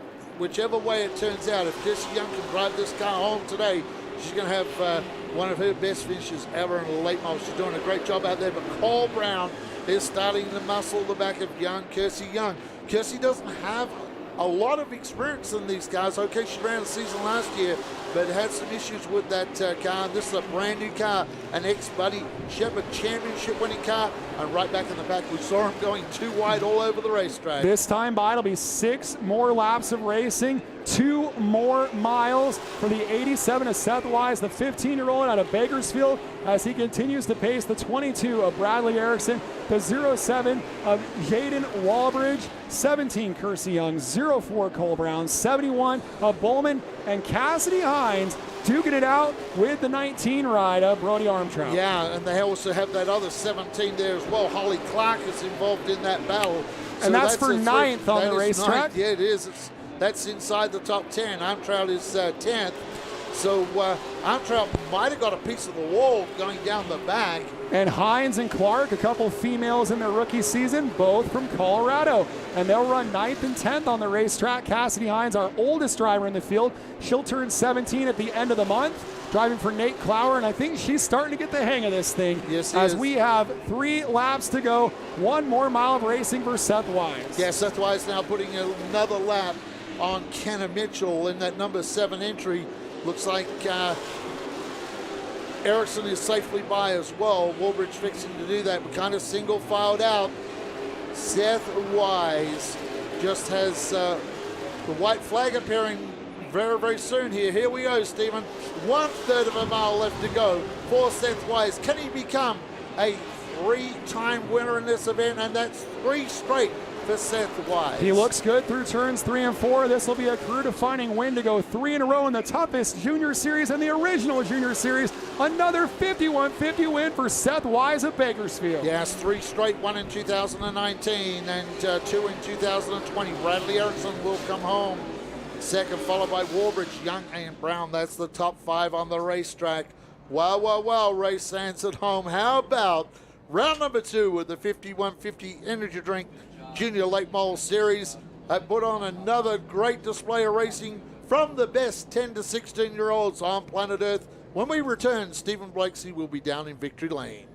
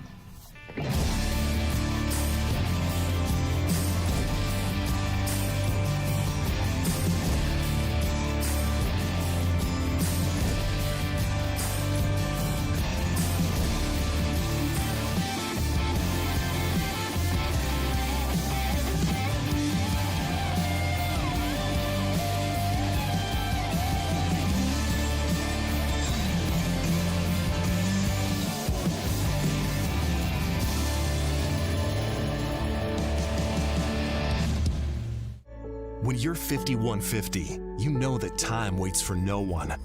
When you're 5150, you know that every second wasted keeps you further from your dreams. So forge on, chase that goal, be determined, be relentless. And when it starts to get crazy, live the madness. 5150, energy drinks, apparel. We're a way of life. 5150, drink it, wear it, live it. Hey race fans, are you a fan of grassroots racing? Would you like to see more content from behind the scenes at the Madera Speedway? If so, you need to check out our YouTube channel, ShortTrackTV. ShortTrackTV is where you will find the behind the scenes action with documentaries of the race car drivers, old race footage, and other exciting and fun content from the Madera Speedway. Go to ShortTrackTV and subscribe today and enjoy some more great content from the fastest 1/3 mile in the West, the Madera Speedway.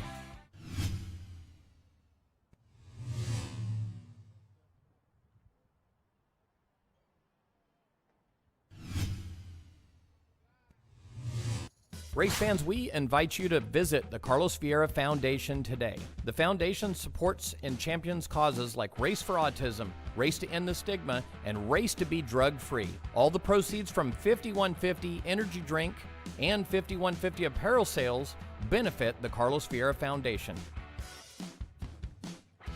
Please visit carlosvierafoundation.org to learn more about this wonderful organization. My name is Carlos Vieira, and this is my redemption story, Knocking Doors Down.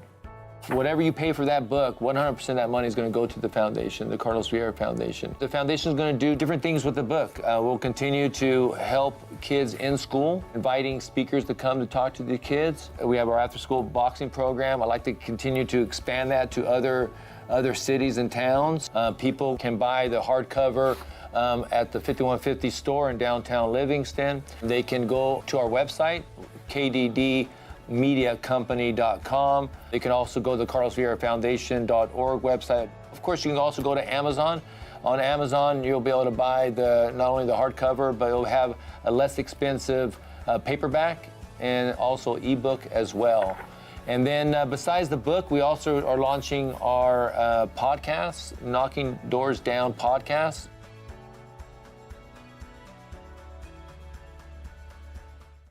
Race teams and race fans, are you ready for the Race to Be Drug-Free Big 3 series at the Madera Speedway, featuring $75,000 of bonus money over and above the giant purses in play on July 25th, September 5th, and October 3rd. That's a $10,000 finale October 3rd. September 5th is $5,000 to win, and July 25th is $5,000 to win also. Race to Be Drug-Free Big 3 series coming to the Madera Speedway. Be there.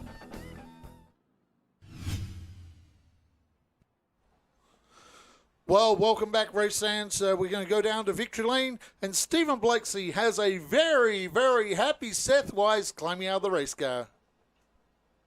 3 main events wins in a row in the 5150 Junior Late Model Series, and it's been quite a while since we've had a driver with that level of dominance. Probably have to go back to our champion of last year, the Beast, Joey. Well, he had ice packs inside.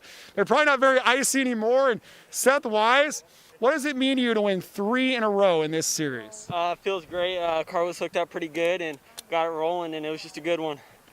How difficult were these conditions inside the race car? Yeah, it was super, super hot, and can't thank everyone enough, and who gets me through this. All my dad, all my crew, and everyone. Ted at Support Product Services, Free Flow Air, and Retro Custom Metals. So the 22 at Erickson took the lead from you on the outside, but then he gave you the outside and you took it back. How much fun was that, and what was that like trying to figure out that strategy there? Yeah, you know, the initial start of the race, the high side was garbage. It was all dusty, but I saw him make it work, so I thought I could do the same thing and went from there. 3 in a row for Seth Wise out of Bakersfield here in the 5150 Junior Late Models. Amazing performance from our dominant driver, Seth Wise, as Stephen Blakeslee down there with a guy who drove a great race today. In second place, Stephen is with Bradley Erickson. Well, Bradley Erickson used the outside line and nearly stole this one. I know you're probably getting a little tired of battling that 87 car, but another top 3 for you guys. How do you feel after running second tonight? I feel really good that we were able to battle for the lead there, which was really exciting, especially with Seth Wise. That's meant a lot, and you know that's what I like. I like close racing and hard racing and clean racing. That's what I love the most. You told us at the break you needed to free the car up, and it seemed like you guys did. Yeah, we did. We, you know, it really helped. The adjustment really helped, and I was surprised at how good our car was on the top. It was really good. But I'd like to thank all my sponsors: LNS Framing, Fastline Motorsports, Tucson Motorsports Inc. with Brad and Joanne Corneliuson, Madera Speedway, Kenny Shepard, of course, and Fastline Motorsports, and everybody that supports me back home. Thank you, guys. Well, I don't think this is the last time we'll see the 22 and the 87 battling Bradley Erickson second place tonight. Thank you. Thank you very much, Stephen, down there in Victory Lane. I tell you, interesting to hear from Bradley Erickson how he really enjoyed the clean racing with Seth Wise. We go down to third place now. The 07 is with Stephen Blakeslee. That is Jaden Walbridge.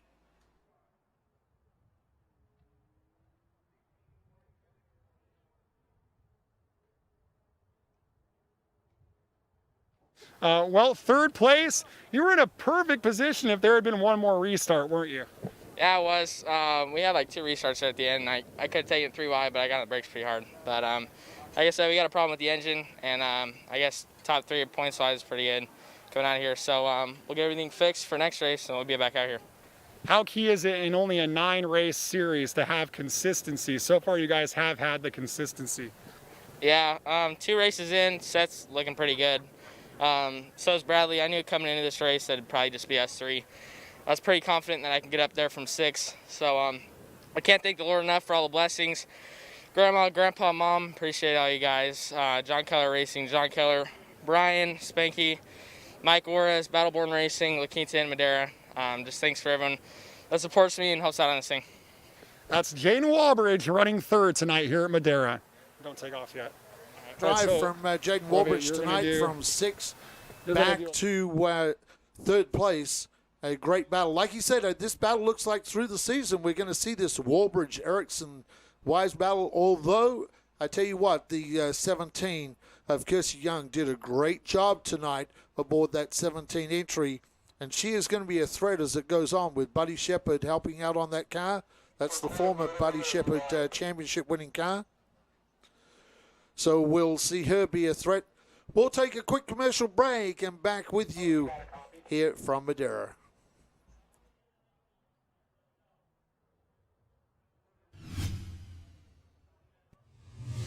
Joey East recalling the beast. This is the special about Joey East, a young farm boy that transforms himself into a champion.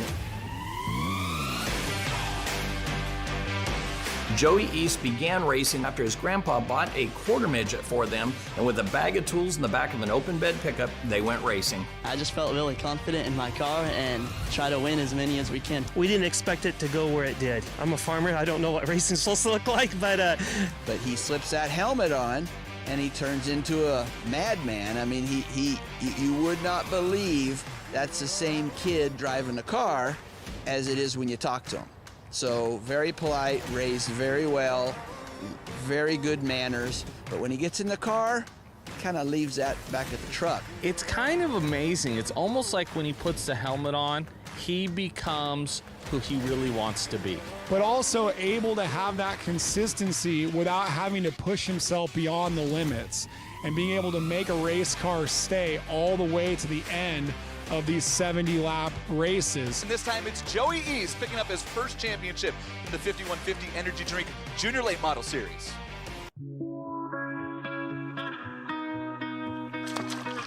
My first memory is fishing, honestly. We were winning trout tournaments when I was, 8, 9 years old, so it was cool. We had just come off a really, really stellar year, had 2 tournament wins. I think we got a check almost every tournament, if not every tournament.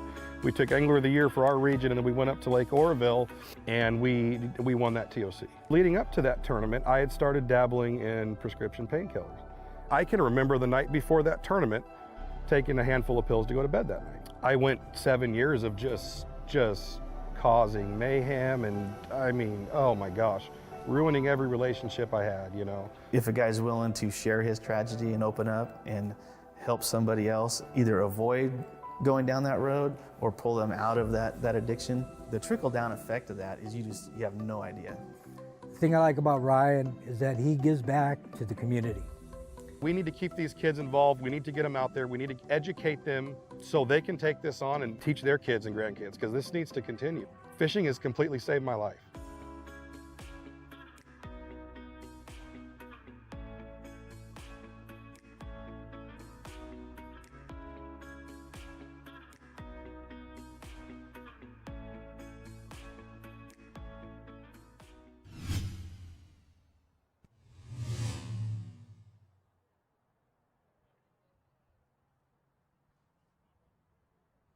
My name is Kiersey Young. I'm 13 and I live in Bakersfield, California. I started racing when I was 7. Most people don't think, oh, girls can race. Some people don't believe it, some people do. But as soon as I tell them that I started racing when I was 7, they don't believe me. I mean, it's really amazing. I mean, I wouldn't think, maybe 4 years ago when the junior late models started, that it would be younger kids my age racing them. Most people think, oh, kids shouldn't be racing them, they're too young. When you have adults racing them and we're doing the exact same thing, other than we have a restrictor plate on the car. I mean, it's really cool. You normally don't see this big team explaining to a bunch of kids what to do on the cars and explaining how to look at tire stagger or how to scale the car and how to change the cross on it. That's really cool. I liked how they set this up and how Kenny helped us kids get to this opportunity. We were extremely excited and honored that she was chose to be, in the top 12. They're very friendly and giving a ton of information this whole time. We're trying to take it all in and loving every minute. Very important here to be on the bottom. Even if you have to get down here and feel the bottom, like that. Yeah, that's fine. That just tells you where you're at. You don't want to do that all the time, but now and then you may just touch it, but you want to make sure you just get acclimated with everything.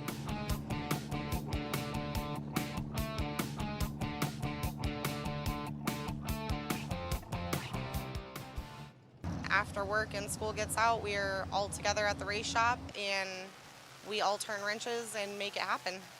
Most of the time you can pretty much see if she's getting in the car. I always give her a kiss and tell her I love her. I have even in mini dwarfs just because it's a mom's worry anyway, but I will stand behind her and back her up. Well, Seth Wise wins his 3rd race in a row. Behind him tonight, Bradley Erickson, Jaden Walbridge, Kirsty Young, Cole Brown rounds out your top 5, then followed by Jake Bowman, Cody Camilli, Cale Clenny, Cassidy Hines, Holly Clark, round out the top 10, then followed by Brody Armtrout, Kyle Keller, Kenna Mitchell, Casey Klein. And that's how they finished up on MAV TV tonight. For Stephen Blakesley, Olivia Mankey, Kenny Shepard, and all our great crew here at Madera, I'm Outback Andy. We'll see you next week on MAV TV.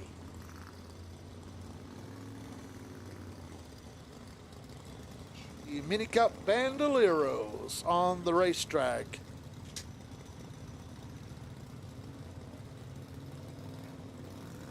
We have the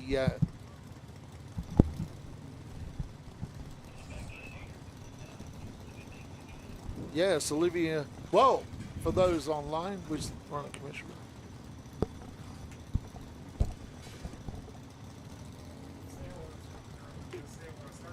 Hey, this is Olivia. This will be my first one, so. Yeah, Olivia Mankey, welcome to the booth up here. Thank you. I'm really excited to be doing it tonight.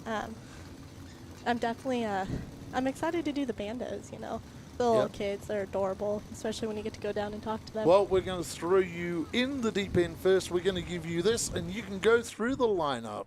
Okay, well, we're going to start first with Jeffrey Erickson. And then in second, we're going to start with Trenton Etro. Trenton Eto, yep. And then third place is Ethanol Edwards. And then Caden Cordova, Joey Keneally, Rebecca Doobie, and Harley Keneally. Yeah, the 2 mini cups at the back, and the others are Bandoleros. So the mini cup Bandolero battle continues at Madera. Yes, and I'm noticing we have Joey Keneally in the 3K and Harley Keneally in the 2K. So obviously they're brother and sister. They are. Yes, they certainly are. I know the brother was out there in the junior late models. Well, you're a former junior late model racer. I am. What a clean race tonight for our junior late model racers. It was a very clean race. It was very respectful of all the drivers. Yep, the accidents that happened were just, I think, pretty much circumstantial things that happened on the racetrack. But Seth Wise from Bakersfield getting his third win in a row. Wow, I tell you what, if you're in Vegas and you wanted to put a bet on, he would be the guy right now that would be short odds, unfortunately. There is no question. He's been doing great this year. He's the only driver who has won a junior late win in the junior late model series out of the entire field this year. Just seems like he gets side by side with the cars for a little bit, and then Seth is able to just hit that afterburner and like pull away, and then once he gets away and finds a way of getting that car that's back in second to battle with the third place car. And as you know, when you're battling side by side, it usually slows you down a little. So that's easy for Seth. Once he gets that second and third racing, he can just run his own race up front and just dictate the race. And he's done that 3 times now, or 2 times. And we had that big battle with Joey East last year that went down to a bumper distance. But, yeah, he's becoming a very, very good race car driver. And, the more that family learns, it's a family operation. The more that they learn, the more faster they are getting. And they're going to win a whole lot more races as we get a couple of races before we... a couple of laps before we go back to the green here. And, wow, I tell you what, it'll be very, very interesting to see how this race works out tonight for us. Yes, and of course, starting on the pole is the 22 of Jeffrey Erickson. His brother just finished second in the race before in the junior late model race. Yeah, so here we go. Green flag is out. Good start, too, from our Mini Cup Bandolero stars. Trenton Erto is a good battle between Nathaniel Edwards in that 7 car, having a good battle down there with Jeffrey Erickson. Wow, I tell you what, the Mini Cup Bandoleros, what you find is the Mini Cups may take a little bit of time to get going, although one car has trouble. That looks like Harley Keneally has trouble getting that car going tonight. And going to take a hit in the points of the Mini Cups. But up front, it's Jeffrey Erickson. Yes, Jeffrey Erickson, his brother, Bradley Erickson, who had just finished second in the junior race, is now in a Bando and seems to be taking off with the lead. Yeah, again. He's pulling out a huge lead. And Trenton Erto and Edwards, they are going at it. They are side by side. That is the battle that's going on the racetrack. So we'll keep an eye on this battle. Right now, the 24, Trenton Erto, has that second spot over Edwards. The Mini Cup Bandoleros, take a while to get going. Well, the Mini Cups do. Once they get going, they can get the speed the whole way around, where with the Bandoleros, they get going quicker, but the Mini Cups just can maintain that arc all the way around with speed. That steady speed all the way around. And yes. Rebecca Doobie is the leader for our Mini Cup cars back in 6. On the screen now, the 3 car, and that looks like the window net is down on that 3 car. Joey Keneally, yeah. Yep, Joey Keneally, the window net is down. The looks of it, maybe not. No, window net is up. That is the flag, actually. That's a great racing shot, too, from these Mini Cup Bandoleros. And this is where these drivers, they learn here in the Mini Cup Bandoleros and then move on to the junior late models from here. And this has been a really good breeding zone for us for the 37 car there on screen right now. Caden Cordova, Yes, yeah. Caden Cordova. You see the bodywork moving around a lot on this Bandolero. That's the leader of our Mini Cups. That is Rebecca Doobie in that 68 car. So our leader is Mr. Erickson up front. He's taken off with that win just like he did last time. Yeah, Ericsson has, let's see what the seconds are for his lead right now. It would be about a 4.2 second lead. Yeah, he is definitely taken away with it. We still have second and third battling back Look at here, that distance too. now. He's coming out of turn 2, and they are just entering turn 1. Have you ever driven these Bandoleros? I did. That's what I first started out in. Started was out a in the Bando. Bandolero? Okay. And if perfect. I could still fit in one, I would still get in one to this day. They are a lot of fun to drive.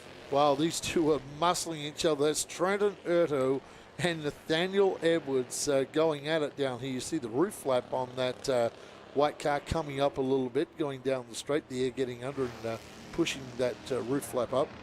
Just like we were talking about earlier, when two cars are battling, it definitely slows them down from the leader and anybody else around them. So these cars are definitely, second and third are definitely battling for second. Yeah, and that's meantime lets our leader, Jeffrey Erickson, just drive away. Because as you know, when you get side by side with a car, we said this before, it slows you down unless they can get single file and try and freight train each other up to the leader. But the leader is today is gone. And that is our leader on screen coming out of turn 4 right now. We are 16 laps remaining in this event for our leader, Jeffrey Erickson. So tell me about your time driving the Bandoleros. What was the part that you really liked the most out of driving these Bandoleros? They were so easy to drive. I had gone from a Bando to a mini stock. Oh, we got a car around coming out of turn 4. Nathaniel Edwards, who was scored in third, has looped it out of turn number 4. He was scored at second when he did spin. Yeah. It looks like... well, he's going to go to the back of the pack now, so he's got some work to do when we go back green. Turns it around before the leader gets back, but yellow did come out. Flaggy Frank there, our famous flagman. Frank Lee doing a great job up there. Edwards had just passed Trenton Urto, yep. Right before he had spun right there. Rebecca Doobie doing a good job leading our Mini Cup cars. Unfortunately for Harley Kennelly, Harley's had to pull that car to the infield. Trouble with that car, so that's a tough break for the Kennelly crew. We'll get these cars lined up again. We have, looks like, 2 to go. 2 to go before we go back racing. We still have 16 laps remaining in this event. Interesting, we'll go back to our junior late models. The fast female at the moment of the junior late models, Kirsty Young, put in a good performance tonight. She has. She put in a good performance tonight and 2 weeks ago in the last race. She's improving. She's learning. She's doing a great job. Helps having Buddy Shepard on the crew as Erickson quickly jumps back to the lead as we drive into turn 1. Looks like he's already starting to take off with that lead. Yeah, and we got the Kennelly car there, the number 3. That's Joey Kennelly in that Bandolero. And Edwards already making some moves to drive back through. Already has made it up to third, yes, coming from the back. Yes, he has. So now he has to try and track down Trenton Urto. And Trenton, well, at least now Trenton can actually see the back of Erickson as we're cruising around our Mini Cup Bandoleros. Now, what age did you start driving these Bandolero cars? Well, when I did it, I had mostly raced at Orange Show. Oh, Orange Show, yep. Yep, Orange Show, and Irwindale. Irwindale was my first practice in one. And how old were you when you first raced the Bandolero cars? I was around 12 or 13. Okay, cool. I was pretty old. I had gotten into racing definitely much later. My dad had always raced, and he quit, and I said, you know what, I want to go back to racing. I want to be back in the car, and I immediately got into a Bando. And I physically ended up growing out of it, but if I could still fit in one, I would definitely still race one. There we go. There's the 7 car. Nathaniel Edwards, after that spin, is racing his way back and is closing in on second place really fast now. He's made the passing move once before to get to second. Can he do it again? Just interesting lines from these drivers that they're running that time between Urto and Edwards. And Erickson has pulled out about a probably 8-car lead. And in Bandoleros, when 1 to 2 is bad enough, as 10 to go, frankly, giving the signal to our drivers. So 10 laps remaining. Once you get that far of a lead in a bando, you can't really catch anyone from there. It's definitely more difficult since there's not as many cars on the track, Here we go. We got a battle for second coming up right behind our race leader, Jeffrey Erickson. Same battle that was going on earlier in the race between Edwards and Erto. Yep, Erto's under siege now from Edwards. Edwards trying to drive to the inside this time. We'll see how that works out. Erto quickly drives across the front of that number 7 car. He is definitely coming back from that 6-car pack not too long ago to battle with the same person he was battling with right before he spun. Yeah, and the trick here is to make a clean passing move, but Erto knows how to break the shackles of that 7 car. It's just looking in the mirrors, I guess, and saying, I'm going to drive across here because I know that can break the run. With these cars, it's all momentum based. You want to try and keep the momentum up as much as you can, and Edwards, again, has to slightly either jump out of the throttle or touch the brake, and when you do that, you lose a couple of car lengths like this with 5 to go at the line. 5 more laps of Madera Speedway for our Bandoleros. We'll see if Edwards can get it done and get that second place. Yeah, I think he probably can. Oh, here we go. This time up the inside. So Trenton now sees that the 7 is fast. It's just a matter of being in that right place on the racetrack that you can make that move. And Edwards timed that move to perfection just then. Oh, got loose coming out of the turn. Got loose coming out of the turn in the 7 car. Nathaniel Edwards, well, he was lucky to hang on to that. We saw before that he got loose and looped the car. And another car coming in this battle too. Caden Cordova now is putting Erto under huge pressure, Olivia. We didn't see him for a while there, but he's definitely coming up, going to try to battle for that 3rd place spot. Yeah, why Looks these like two he's going inside already. Why these two got racing, he got closing him down. Whether he can get by him, I'm not sure. We're down to 2 laps to go. 1 at the line for Jeffrey Erickson. He's coming out of turn 4 now, so he will get the white flag from Flaggy Frank. And look at this. You are right. Yep, taking the inside. Caden Cordova now gets to Erto. Can't make the passing move. It might be game over. Nathaniel Edwards holding down that 2nd. But Olivia, here we are at the line. It is the checker flag, and it goes to Jeffrey Erickson. Nathaniel Edwards in 2nd. Trenton Erto. Caden Cordova hangs on for 4th. Then you go back to Joey Keneally, Rebecca Doobie, and unfortunately for Harley Keneally, she ended up on the infield. A great win to Jeffrey Erickson, and he will be very, very happy down in Victory Lane. Once again, and I'm going to go and join Jeffrey Erickson head on down, because they'll be out in the car real quick.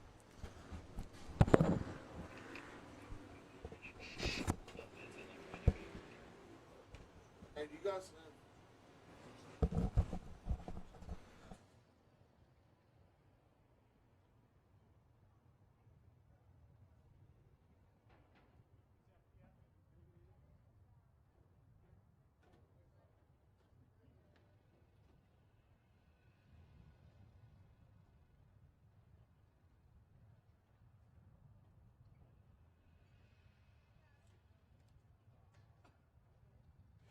struggled to hold on to that 3rd position. Caden Cordova was coming in those last 3 laps.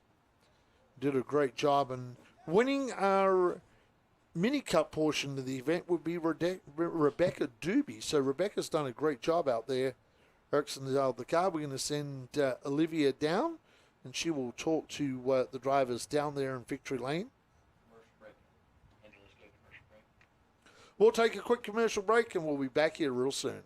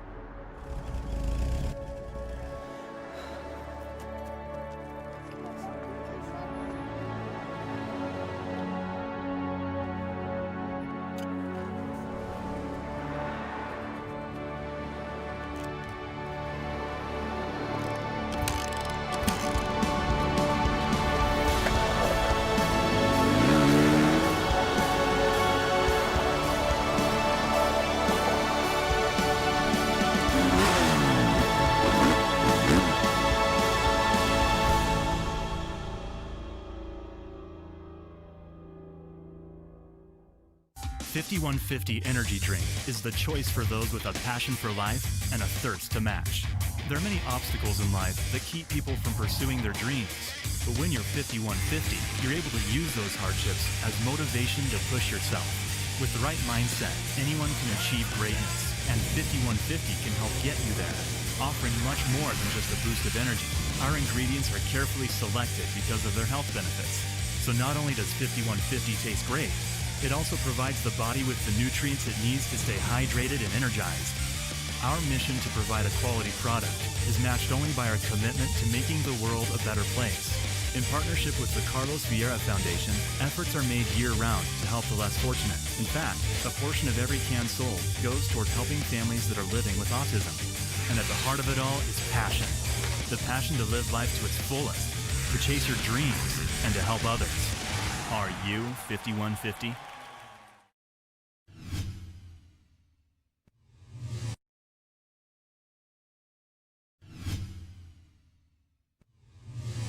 Race fans, we invite you to visit the Carlos Vieira Foundation today. The foundation supports and champions causes like Race for Autism, Race to End the Stigma, and Race to Be Drug-Free. All the proceeds from 5150 Energy Drink and 5150 apparel sales benefit the Carlos Vieira Foundation.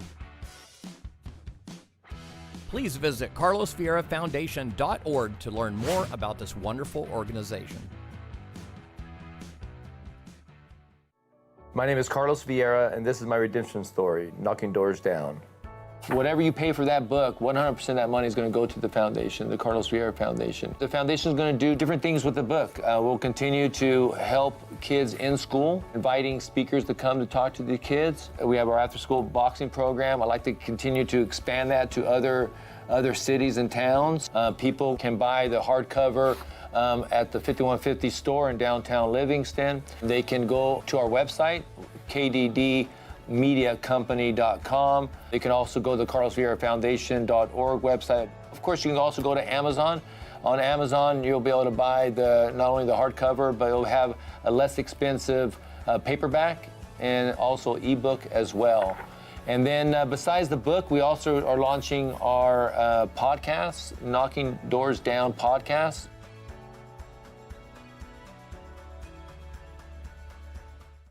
Race teams and race fans, are you ready for the Race to Be Drug-Free Big 3 series at the Madera Speedway, featuring $75,000 of bonus money over and above the giant purses in play on July 25th, September 5th, and October 3rd. That's a $10,000 finale October 3rd. September 5th is $5,000 to win, and July 25th is $5,000 to win also. Race to Be Drug-Free Big 3 series coming to the Madera Speedway. Be there.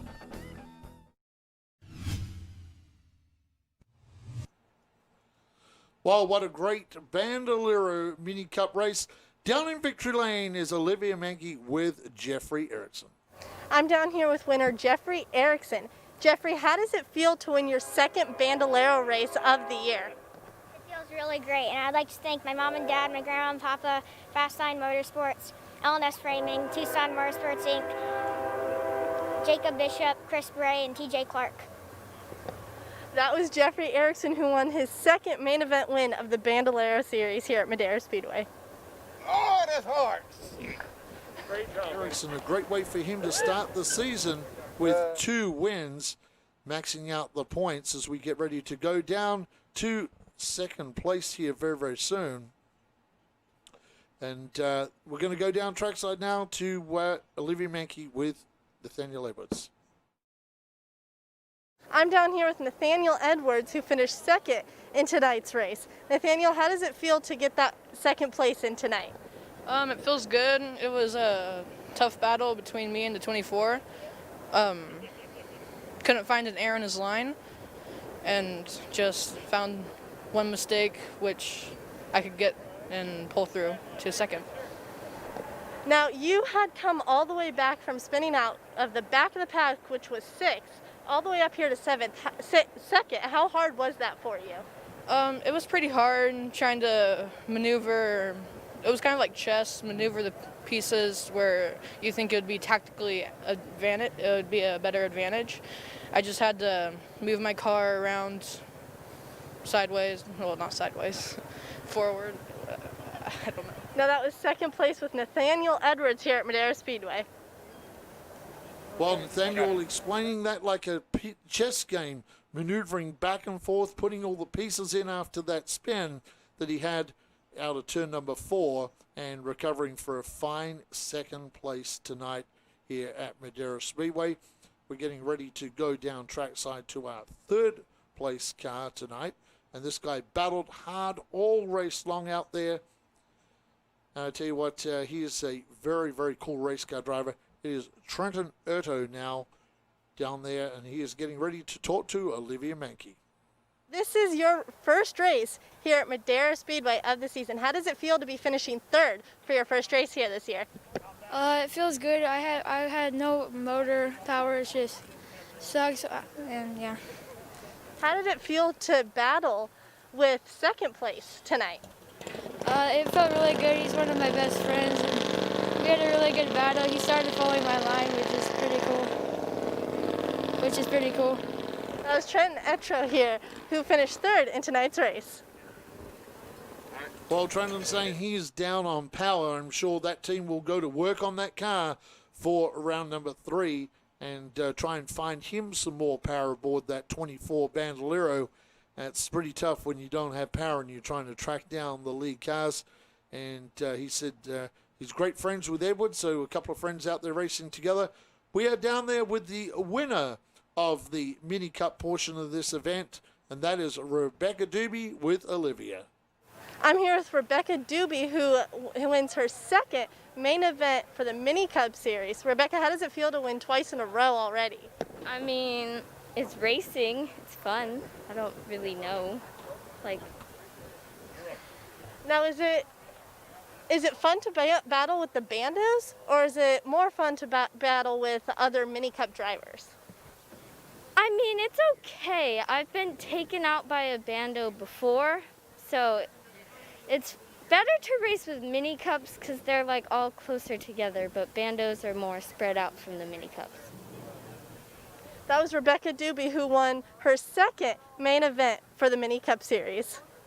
Thank you very much down there, Olivia and Victor Lane. Well, 2 repeat winners, Rebecca Doobie in the Mini Cups and Jeffrey Erickson in the Bandoleros for our start of our season here at Madera Speedway. We're going to take a break now before our Pro Late Model main event tonight, and we're going to play one of our documentaries, and that is The Underdogs. So we'll be playing that. So Kenny Shepard is going to spool it up. Enjoy a short documentary while we take a 5150 energy drink break in the booth and get ready for our 80-lap Pro Late Model main event tonight.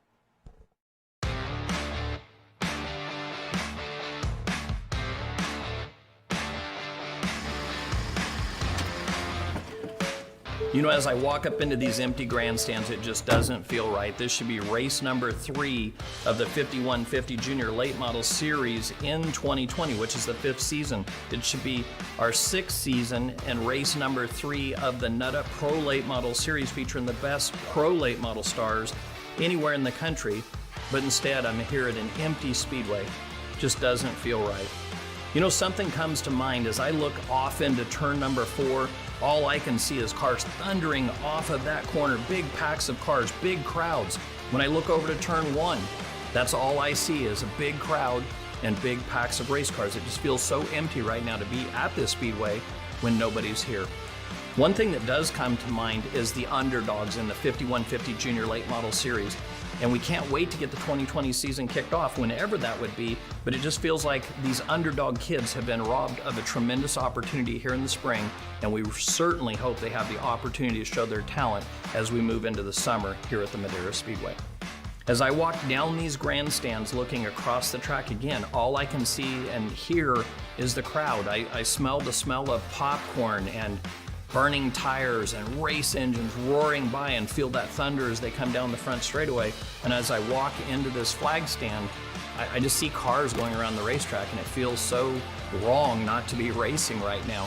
And with the whole country and the entire racing industry shut down, it just doesn't feel right. It almost feels like a bad dream right now as I stand here wishing that we were racing so badly. In 2019, Robbie Keneally tried what only a few junior late model drivers before him have done before. Leap from a quarter midget all the way into a junior late model. Without the assist of Bandolero or Mini Cup experience, Keneally and his family took on the challenging division with enthusiasm. The enthusiasm paid off with an 8th place finish in the June race and ultimately an 8th place finish in the standings out of nearly 20 regular drivers. It goes all the way back to when I was about 4.5. Back in quarter midgets, I was training to get my license. And I remember my trainer kept telling me to go full throttle, but I was so scared to do it. And the one time I did it, I full throttled it into the wall, and that was the day I got my license. So his first race was a quarter midget, and I'll never forget because Robbie they called the gentleman racer. He would literally pull over at the green flag and let everybody by. I was just absolutely devastated.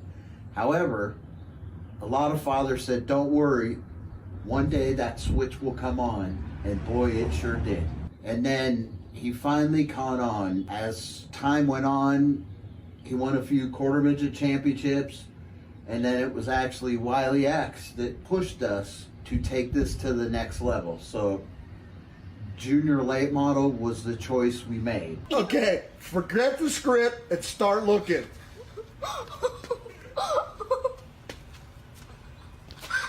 He's crying too. Congratulations, dude. It's becoming a reality. My goals are to finish better in the championship than we did last year and hopefully get some top 5s this year. At least top 5. We got to start getting top 5s in this class. I want to be in that TV picture. I want him in that TV picture. And it's my job to do my best to give him the tools so he can accomplish that.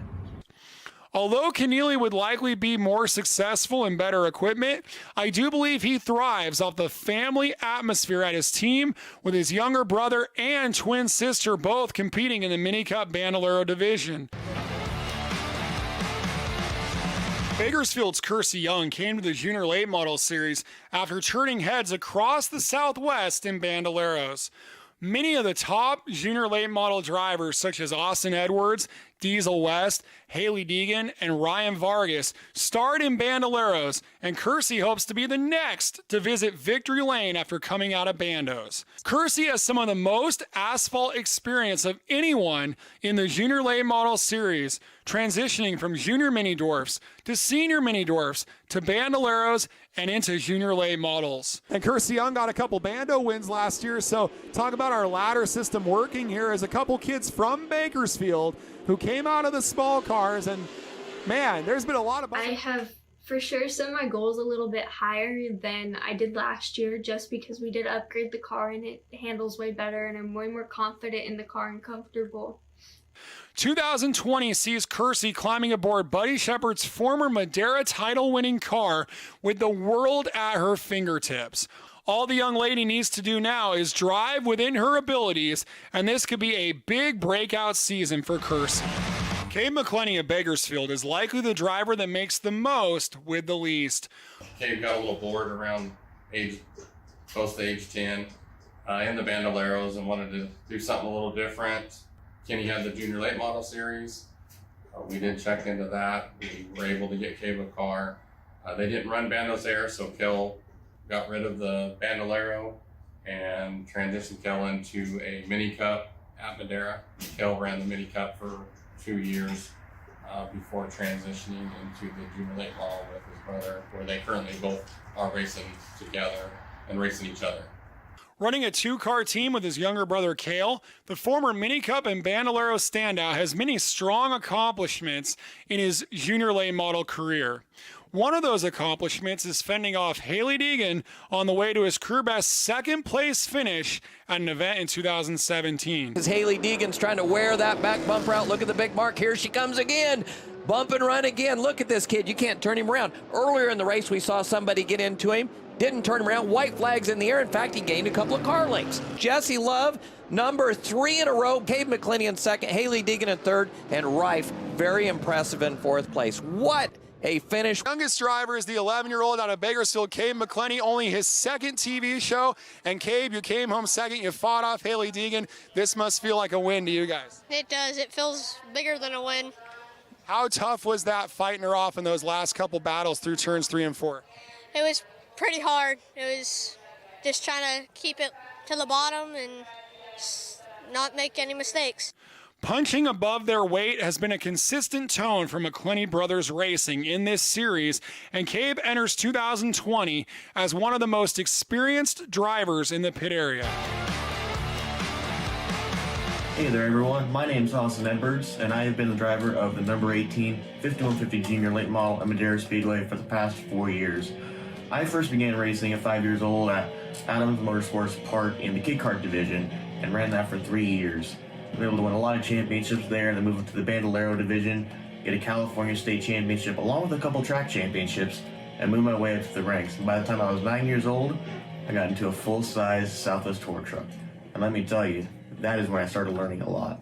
You see, at the time that I was driving in the Southwest Tour Truck Series for the first time, at only 9 years old, I was also running the Bandolero division at the same time. By the time I was 11, I had all my Bandolero championships, I got 3 races into the truck, and the opportunity for the Junior Late Model Series popped up. The 5150 Junior Late Model Series is what really gave me time to develop myself as a driver and learn a lot in the process. Austin Edwards from Mentone, California is a 15-year-old driver who has a win in the 5150 Junior Late Model Series. That victory came in the first season of the series back in 2016 when he was just 11 years old and had just graduated from Bandolero cars and Southwest Tour trucks. This is just awesome. I mean, we had a lot of great competitors, a lot of cautions, I know, but that was just a full-on awesome race. I got to push the car more than I ever have. I just can't believe this is awesome. I really want to do whatever I can to get back to the Madera Speedway and try to chase down another win since it's been so long and I've been so close so many times. But that's something that, of course, nobody can go racing right now, so we're not sure what we're going to do about that. But Madera Speedway is definitely one of my favorite places to race, if not the, just because of the atmosphere, the great track crew, all the people there, the respect around that racetrack, and just everything about the place. I love it all. I hope to return. But as for this season, like many others, we have no idea what's going to happen. Speaking of outgoing drivers is 12-year-old Elvis Rankin, originally from Colorado and now residing in New Mexico. How I started in quarter midgets to compare to how it is now in late models, it's definitely a hard one to describe because they're both so different, but I think the main thing that's helped me a lot in my transition is the 5 cars that I've driven in between quarter midgets and late models, really giving me the feeling of driving a full-size car, and getting that underneath my belt has definitely helped me out a lot through the transition. Elvis has even spent some time in the announcer's booth at Madera Speedway. Yeah, that was a pretty good move. Looks like she got the nice little jump there on the start. Looks pretty good. The young drivers, they're putting on a great show for us today. And there's me. Hi, Mom. And participated in the Junior Late Model Challenge Camp with some of the most consistent driving of any of the campers. I was 7 years old when I started in iRacing in a simulator, and it has helped me to understand getting, a full car under your belt, even though it's on a virtual computer screen, it helps. It is a big impact in my life, and that has helped me, I'm going to say, the most to getting to where I am today. And look at this battle between Edwards, Elvis Rankin, and Erickson. Well, Erickson is up underneath the back of Elvis Rankin, muscling him, and now Edwards to the inside. We missed it, but Rankin passed both of these cars under green just in the last 5 laps. He flipped a switch, and for the rookie driver, his debut race, he's up to P7. Jaden Walbridge from Portland, Oregon comes from a racing family with a lot of success in the Northwest, but success was not instant for the quiet 15-year-old when it came to the Junior Late Model Series. After a successful outlaw kart career on dirt, Walbridge traveled south to Madera, nearly 14 hours from his home, as a virtual unknown. But in the summer of 2019, Jaden Walbridge stepped up big time in his Keller Motorsports Prepared number 07 car with 3 fast times in qualifying and several laps led. We go to the Madera side of things. It didn't go as well there over the first half of the season. We just had mechanical difficulties. Nothing really anybody can do. Not the team's fault. Not anybody's fault really. Just kind of bad luck. We came back swinging the last 4 races of the season, and we put together 3 quick times and 2 podium finishes, which was obviously pretty good for us. You know, once we started to get some laps in and get that track figured out, it's pretty difficult. So expectations for this year are pretty high, and I think we can hopefully win the championship.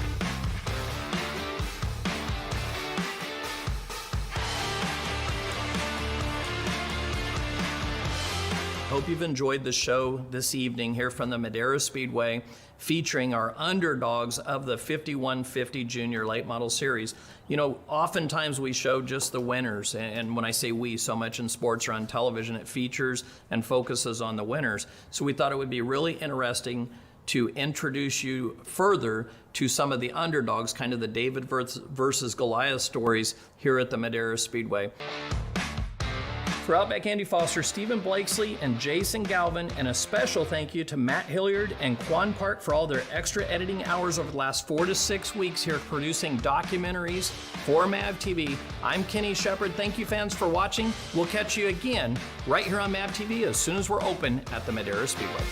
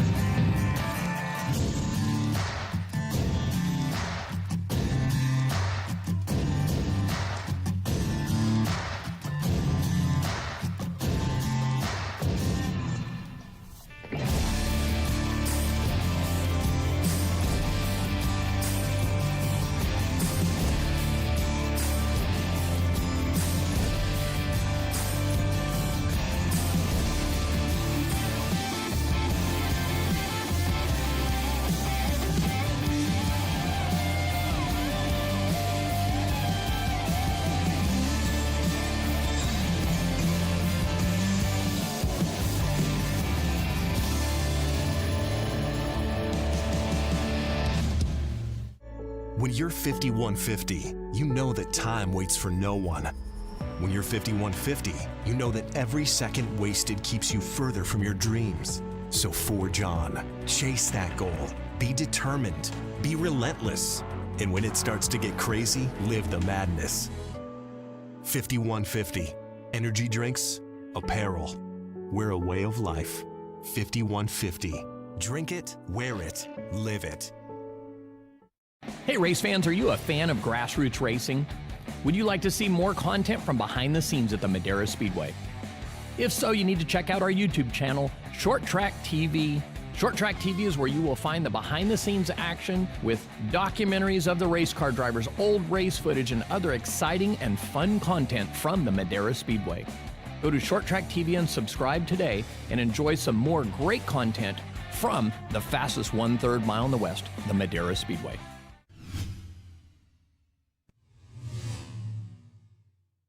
Welcome back to Short Track TV live stream on YouTube. We're getting ready now for our 80-lap main events for our late models. I'm going to go down trackside. Our good friend down there, Stephen Blakesley, is down there, and see what Stephen has to say. Well, one of the things we've been talking about tonight is that this is a tri-bank racetrack. Well, what does that mean? Down here on the bottom of the racetrack, it is pretty much darn near flat on this end of the racetrack. And as we work our way up to the middle of the racetrack, we get a little bit of banking here, maybe 8 degrees or so. But as we make our way to the top, this is a much steeper level of banking up here at the top. 12 degrees. And when things are right, this outside line can get really strong. And as we saw in our 5150 junior late models, this outside line was a real good ticket. That's the first time we've seen that in 2020. Can our pro late models do the same thing? That is the big question, and we're about to find out here on MAV TV.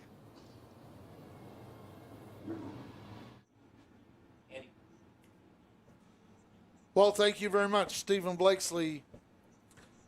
So we get these cars lined up out here for our main event tonight. 80 laps for our main event tonight. It'll be a 50-lap segment and a 30-lap final shootout. 10 miles to finish off the race. I tell you what's cooling down here. Calling down here at Madera nicely now. We got some fast cars out there. The big battle will be between Jeremy Doss and Buddy Shepherd. Buddy Shepherd, who won the last race here, starts out at position number 8. Jeremy Doss with Buddy being fast time. Jeremy has drawn the 1 pill, so Jeremy Doss gets the start up front. So Buddy Shepherd's got some work to do from back in 8th position. I tell you what, look at those cars down there. Awesome look. You've got Jeremy Doss up front with, alongside him, Blaine Rocha. Then you go to row 2. That'll be Michael Mitchell and Matt Erickson. That'll be the first 2 rows down there. And I expect the charge to come from Stremeska and Buddy Shepherd a little further back. We are 19 cars strong to start this race tonight. We're going to head over to TV land pretty quickly here. And, yep. Look, get ready, race fans, for our 80-lap main event tonight. On MAV TV, I'm Outback Andy. Stephen Blakesley will be my partner tonight. But in the meantime, we are going to go down trackside to Stephen Blakesley. We've never had a MAV TV televised night of stock car racing at Madera Speedway that has not featured a Herzog, whether it's Brian, Austin, or Gabe Herzog. But you'd be forgiven if you forgot that Austin Herzog, our 2019 Nut Up Pro Late Model champion, was in the field 2 weeks ago as he ran 11th in a very tough 26-car main event. The driver that came out on top with his 8th career victory was Buddy Shepherd out of Bakersfield, the 2-time series champion. Now, Buddy is our fast time qualifier tonight, but he drew the number 8. So he's going to have a little bit of work to do from outside of row number 4. Our pole sitter is our most dominant winner of last year, 4 fast times, 4 wins, and that's the guy right behind me, Jeremy Doss. And we'll see if Doss can pace this field from the pole, and 80 laps later, we'll have a winner here only on MAV TV. Thank you very much down there, Stephen. Well, 80 laps main event tonight, the 50-lap first segment, 30 laps to finish out the event tonight. We'll take a quick commercial break. When we come back, it will be round number 2 of the Nut Up Pro Late Models from Madera Speedway on MAV TV. Well, race fans getting ready now. The drivers getting ready to get inside the cars. Temperature has cooled down a lot here at Madera. The breeze kicked up and swept some of the heat out here. The track temperature has definitely cooled down. Tonight, what do we expect? We expect the race to be managed by just getting to that 50-lap mark, trying to get the best position you can at lap number 50, and those final 30 laps. It is go time for our Nut Up Pro Late Model drivers. I see everybody getting ready to climb inside the car if they already haven't. We'll take a short commercial break while the drivers get inside their cars. We'll pay some bills so we can bring you the ShortTrackTV racing on YouTube. Stay with us, race fans. We'll be back real soon.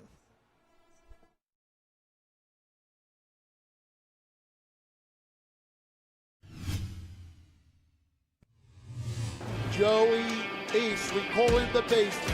This is the special about Joey East, a young farm boy that transforms himself into a champion. Joey East began racing after his grandpa bought a quarter midget for them, and with a bag of tools in the back of an open bed pickup, they went racing. I just felt really confident in my car and try to win as many as we can. We didn't expect it to go where it did. I'm a farmer, I don't know what racing's supposed to look like, but he slips that helmet on and he turns into a madman. I mean, you would not believe that's the same kid driving a car as it is when you talk to him. So very polite, raised very well, very good manners. But when he gets in the car, kind of leaves that back at the truck. It's kind of amazing. It's almost like when he puts the helmet on, he becomes who he really wants to be. But also able to have that consistency without having to push himself beyond the limits and being able to make a race car stay all the way to the end of these 70-lap races. And this time it's Joey East picking up his first championship in the 5150 Energy Drink Junior Late Model Series.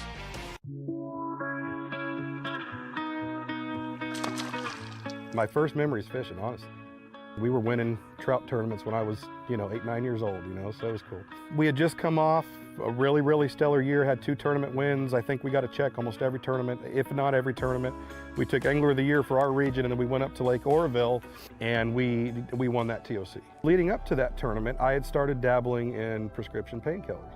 I can remember the night before that tournament, taking a handful of pills to go to bed that night. I went 7 years of just causing mayhem, and I mean, oh my gosh, ruining every relationship I had, If a guy's willing to share his tragedy and open up and help somebody else either avoid going down that road or pull them out of that addiction, the trickle-down effect of that is you have no idea. The thing I like about Ryan is that he gives back to the community. We need to keep these kids involved. We need to get them out there. We need to educate them so they can take this on and teach their kids and grandkids, because this needs to continue. Fishing has completely saved my life.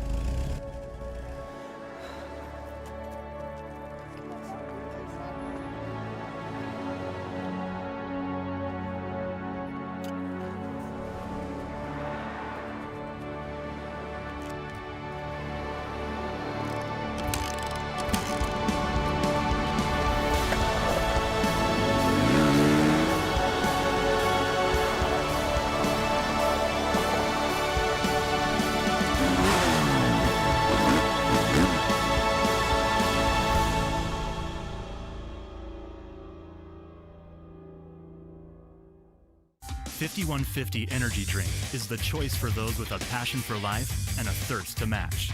There are many obstacles in life that keep people from pursuing their dreams. But when you're 5150, you're able to use those hardships as motivation to push yourself.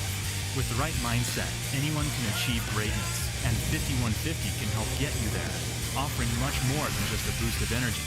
Our ingredients are carefully selected because of their health benefits. So not only does 5150 taste great, it also provides the body with the nutrients it needs to stay hydrated and energized. Our mission to provide a quality product is matched only by our commitment to making the world a better place. In partnership with the Carlos Vieira Foundation, efforts are made year-round to help the less fortunate. In fact, a portion of every can sold goes toward helping families that are living with autism. And at the heart of it all is passion. The passion to live life to its fullest, to chase your dreams, and to help others. Are you 5150? Welcome back to the Madera Speedway live stream on YouTube. Stephen Blakesy back in the booth with me, getting excited about this 80-lap main event tonight. Hey, what's going on with our comments down there on YouTube? Well, it's time to get the comments re-fired up because we are firing up our Nut Up Pro late models. That's time for you to comment with who you think's going to win this 80-lap main event tonight. We got a great field of cars from all up and down the western United States ready to battle. It's all presented by our friends at Nut Up Industries. So grab yourself an ice cold beverage, grab yourself some salty Nut Up products, and get ready. It's about time for Nut Up Pro Late Model Racing. Let us know in the comments who you think is going to win this main event. Yeah, Buddy Shepard Fast Time pulled the 8 pill. So he's got some work to do, and Jeremy Doss pulls the 1. So that's pretty interesting. Yeah, we got a couple of good cars. Hey, Jason Galvin, who's got the NHRA gang watching online in Indy. That's really cool, guys. Welcome along. Here it is, Nut Up Pro late model main event tonight. And they're starting to circulate around the racetrack. And like you said, on the redraw, you got a driver like Buddy Shepard starting 8th, a driver like Austin Herzog starting 10th. So a lot of pressure on those drivers to move forward. Well, we want to welcome you along here to the Nut Up Pro Late Models round number 2 here for Madera Racing on MAV TV. I've made it back to the booth. Stephen Blakesy up here in the tower, joined by Outback Andy Foster. And Outback, let's take a look at this 19-car starting grid. Yes, after the draw for the top 10, Jeremy Doss will start on the pole tonight. Alongside him, Blaine Rocha. Second row, Michael Mitchell, and our all-time winningest driver, Matt Erickson. Row number 3, Ross Trubisky and Ryan Philpott, a couple of long-time races together there. Logan Zampa has come back to Madera alongside Buddy Shepard. Row number 5, Dylan Zampa behind his brother on the inside, and Austin Herzog, the 2019 champ, on the outside. Row 6, junior late model champ Joey East and Glenn Cook. Row 7, Mike Bieler and Sheldon Cooper. Row 8, Rick Thompson and Jay Jewelson. Row number 9, Hans Bieler and John McCollum Jr. And making his debut is going to be Pete Soto. We've got 5 onboard cameras, including the Beast, Joey East. Yes, we do. Buddy Shepard, the former champ, has got a camera. Ryan Philpott has a camera. Ross Trubisky has a camera. And Jeremy Doss from the pole has a camera. The lights go off. It's been a hot night. We were just down there trackside, Andy, and it has cooled off a little bit. We'll see if the outside continues to come in tonight. Our pole sitter, Jeremy Doss, 4 main event wins last year, trying to get back to victory lane in his first start of 2020. Round number 2 for Nut Up Industries is underway. Yes, it is underway, and that was a great start, too, from our pro late models. Jeremy Doss got the run out of turn number 2, but I tell you what, Rocha is hanging with him on the outside, and here comes Michael Mitchell to the inside. Well, Michael Mitchell had trouble in practice, broke a 3rd link on the rear end. They fixed that. He qualified in the top 10, made the redraw. And look who he's bringing with him, the 42 rider, Matt Erickson, trying to follow Michael Mitchell up the inside of Blaine Rocha. A couple new generation bodies, those Ford Mustangs battling. Slide job for Michael Mitchell up into 2nd. Well, this is trouble because Matt Erickson, you don't normally see him up the front this early, but he is battling for that 3rd position on the racetrack. Dimes to the inside of Rocha out of turn number 4. Side by side they go at the line. It was almost a dead heat at the stripe there for that battle for 3rd. And like we said, the outside is starting to come in here at the Madera Speedway, and we see that now as they are 3 rows deep, 2 by 2 by 2 for the 3rd spot. Looks like Erickson, however, is going to use the inside to take over 3rd here on lap number 4. We used to associate Matt Erickson with the outside. We used to call the outside the Matt Erickson line. But lately he's had to go catfishing to the inside, and he's making it work down there.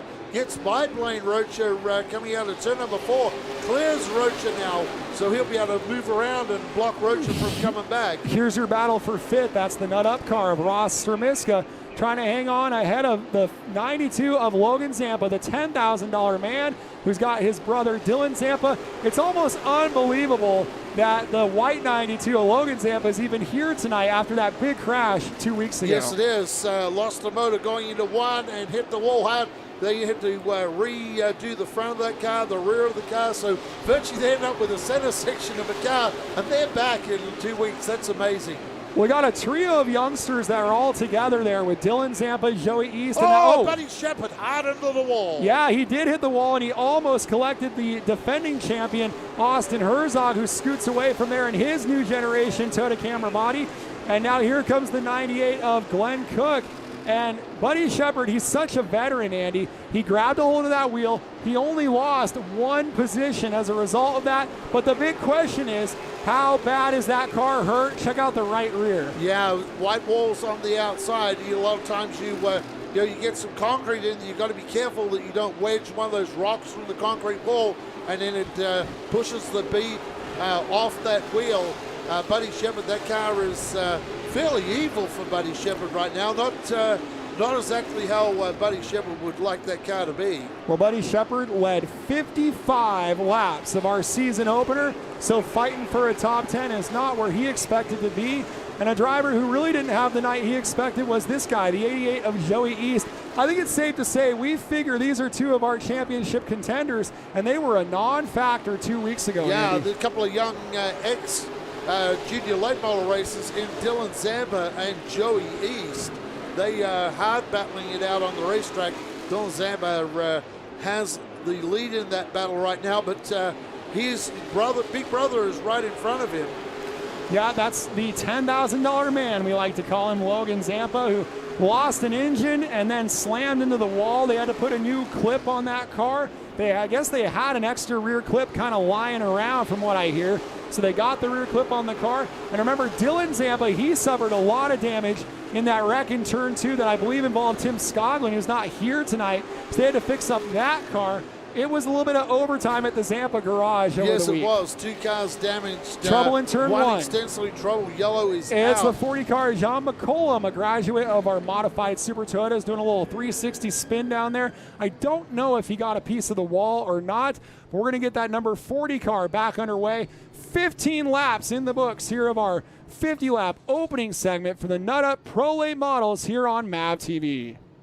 John McCollum pulls that car back.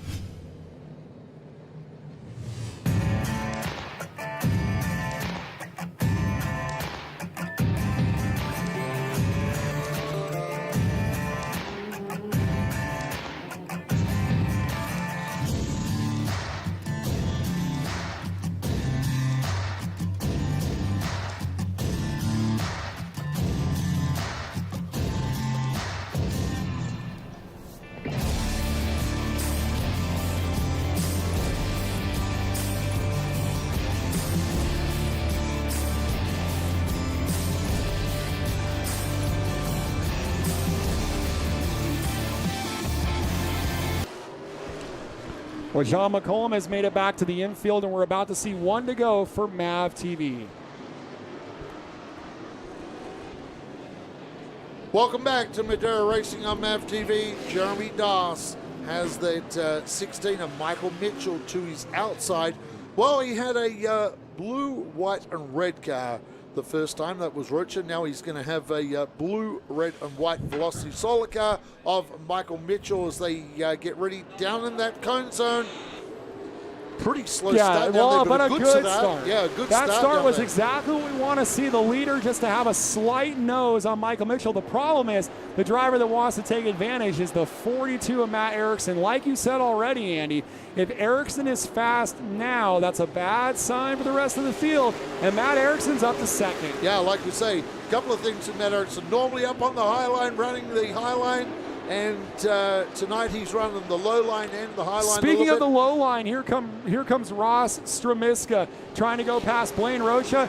And I'll tell you what, we touched on this in our pre-race segment with Olivia Mackey. The 90 of Stramiska, the Nut Up team, had a really disastrous couple of seasons. This has been a really good start for Stramiska. He's up to 4. Oh, we got a car in the wall. Hard into the wall. Oh, and it's the beast, Joey East, and he gets collected by Hans Peeler. There's a big crash down there. Rick Thompson, Jay Julesen. We got Glenn Cook at the top of turn 1.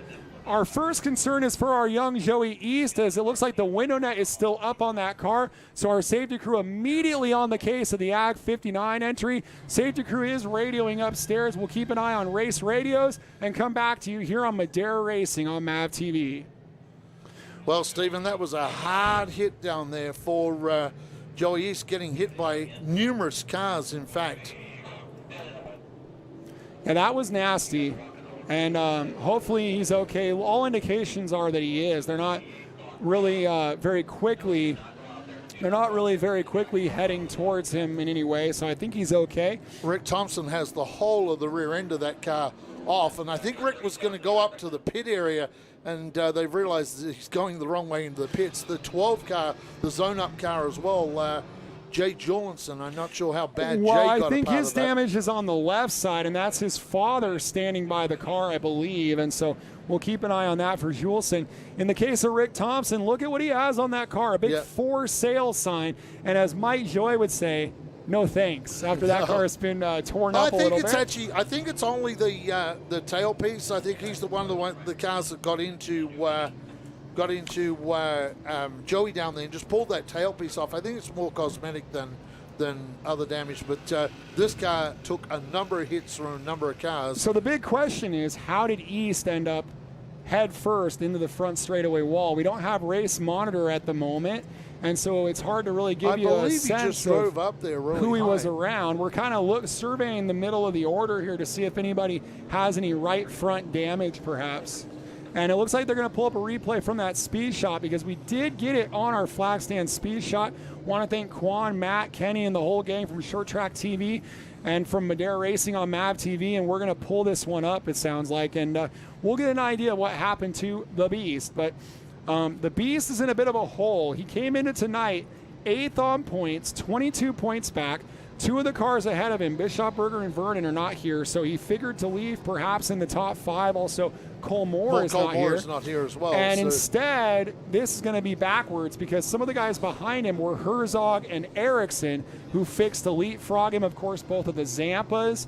So this is bad news for the Beast. We just saw his mom walking downstairs. They know the night is over, and working on pulling up a replay here for our race fans on ShortTrackTV. and Madera Racing on MAV TV. Sounds like we do not have it on the recording, but, you know, what was one of the ways that we knew that East was going to be something special? When he came here on the club nights and he would knock down the right rear on that front stretch wall. You've told the story before when he came to a stop in Victory Lane and all the paint and dust. I think he used up Mike Nate's stock of wheels. Mike was telling me that all they used wheels were all used up by Joey. That Richwood Meat Company 88 that has some severe damage. Looks like it pulled the front right-hand wheel back, and you see the damage to the rear end of that car. So they have a lot of work to do to bring that car back in a couple of weeks. Well, I'm trying to survey the other drivers involved. So Juleson has stopped way over at the bottom of turn 3. Hans Beeler is one of the cars. Glenn Cook got a piece of that. Well, the question is who can resume. So Beeler is clearly out. They've lowered the window net. That car is in what we call the boneyard. There it is on the right of our screen. And then that's a rear clip. Look at that, Stephen. I thought that. That's a front and rear, I think, for the 88. Maybe bent front, broken rear. Glenn Cook, it kind of looked like he was going to pull back on the track at the bottom of turn 2. Well, the hood is down in the pit area. Yeah, well, hoodless, I mean, it is 100 degrees. They may be holding him. The officials may be holding him down there. Juleson looks like he's going to come back as well. Man, it's been a disastrous weekend for Juleson and the Meade Performance team. I've been receiving some some messages from Alexander Meade on text messages from the team, and I'll tell you, the frustration level was sky high on the number 12 crew. We were kind of joking around. He was asking if we wanted to trade jobs. And I asked him, well, have you tried kicking the car? That always seems to help, right? Joey's dad's down there talking to him right now as well in the pit area. Joey's okay. That's the good news, that the Beast is okay. Looks like everybody else has continued except for Beeler and East. So we would restart with still 17 cars. Well, we've got John McCollum Jr. is out as well. He went out earlier. So John McCollum Jr., the Nate crew looking over that to look at the damage to the front. There's definitely a bent clip on the left rear of that car as the car's kind of piled in there. Want to say hello to all the people tuning in on our live stream. We got Let us know where you're from, too. Well, please. so let's go through who they're rooting for. I'm going to go as far back as I can. Let me give you everybody they're rooting for. So we got to vote for Hans Bieler. We got to vote for Buddy Shepard. We got to vote for Rick Thompson. Let's go Zampa boys. Rooting for the 42. Let's go Zampa boys. Doss is the boss. We got to vote for Stramiska. Got to vote for Blaine Rocha. Got to vote for Ryan Philpott. Another couple more Buddy Shepards. Got a Matt Erickson. Zampa boys. Someone said they're rooting for anybody that graduated from the Legends cars. Lots of good vote. Let's go Shepard. Let's go Beelers. Well, it's not a good night for the younger Beeler. Let's go 42, the 92 times 2, go 52, go 89. What is missing from that list? The 11 of Austin Herzog. And if that's not just a sign that he is our 2019 Nut Up Pro Late Model champion, but it's been up and down. And last week was definitely a down, running back in 11th place in car 11. And you wouldn't normally go into round 2 of the following season with the champion kind of an underdog. Is that fair to say? He's kind of being a little bit overlooked, perhaps. Yes, he is. Just taking a drink of 5150 here while we roll these cars around. Yeah, no, he would be a little bit of an underdog. You're right. Coming from an 11th place finish tonight, he needs to get a decent finishing position. Right now, they have him scored. Well, we're going to take some cars out, but he's scored quite a ways back, Stephen, in 10th right now. Glenn Cook's car is now being towed back in, so I believe he may have broken something on the steering of the 98. So probably broke the steering on the 98.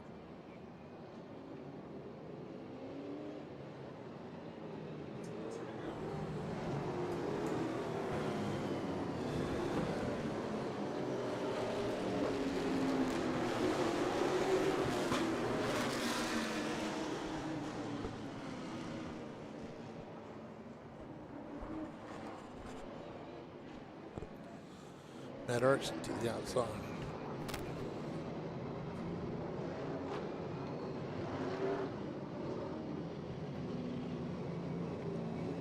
Welcome back to Madera Racing on MAV TV after we had the big one.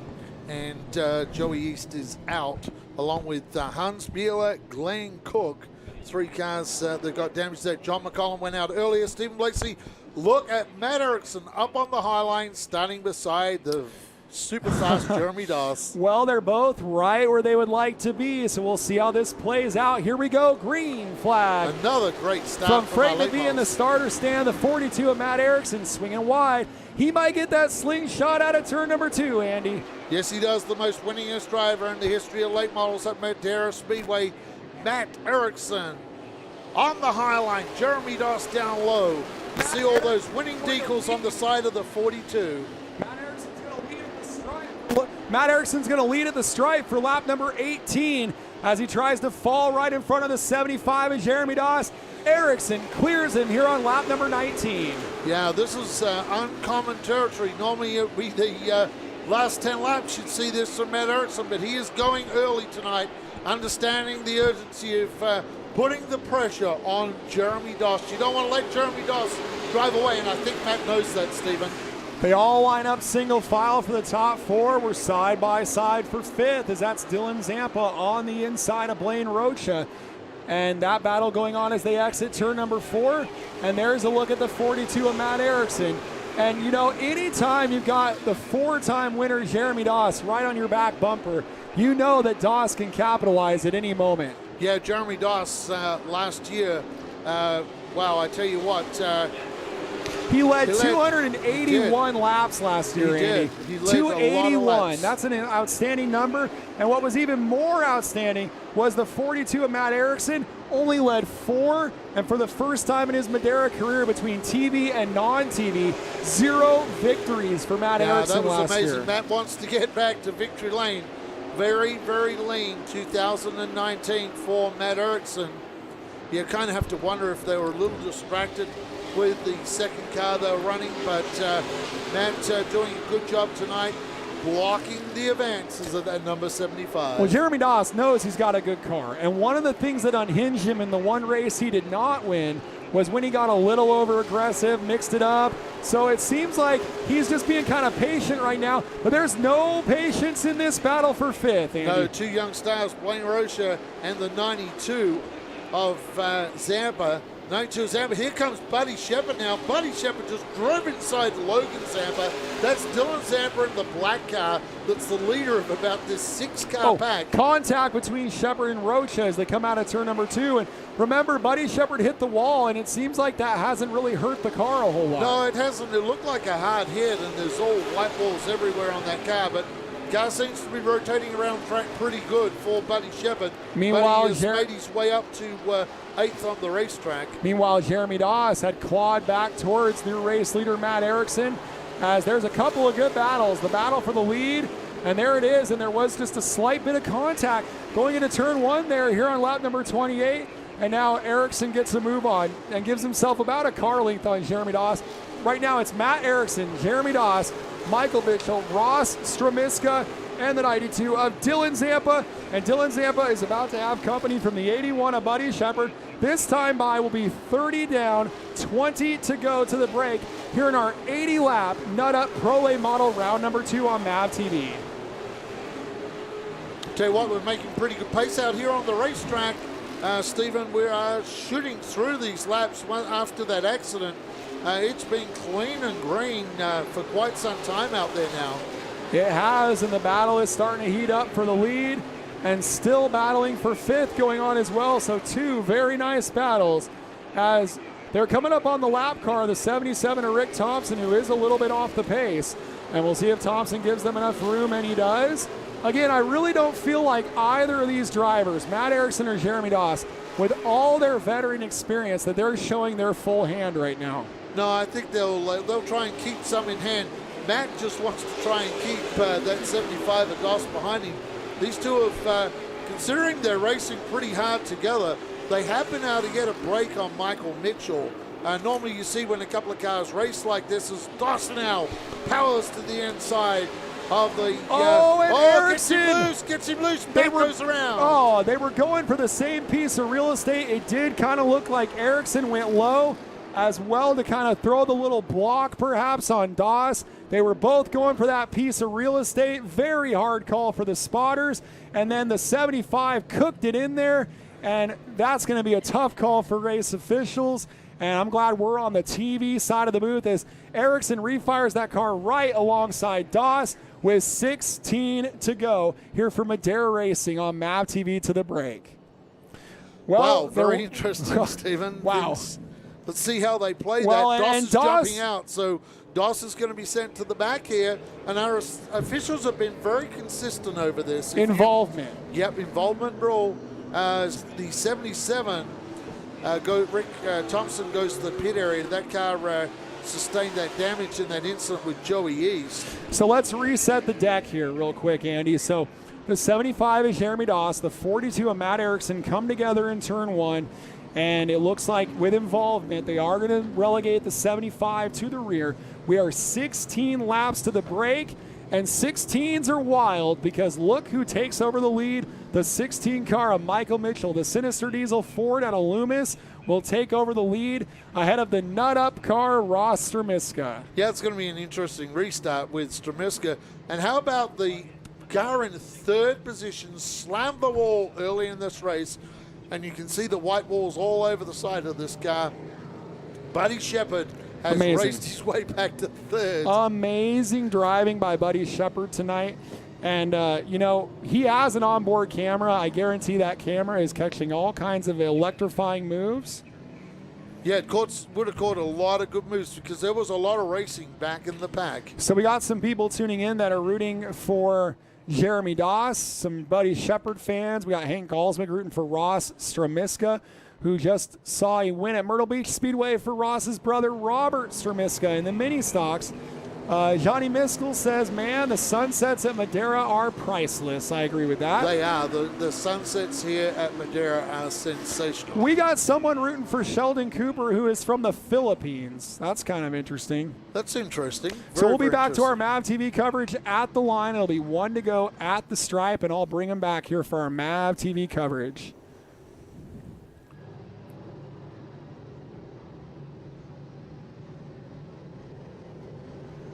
Well, the tides have turned here for Madera Racing on MAV TV, round number 2 of the Nut Up Pro Late Models.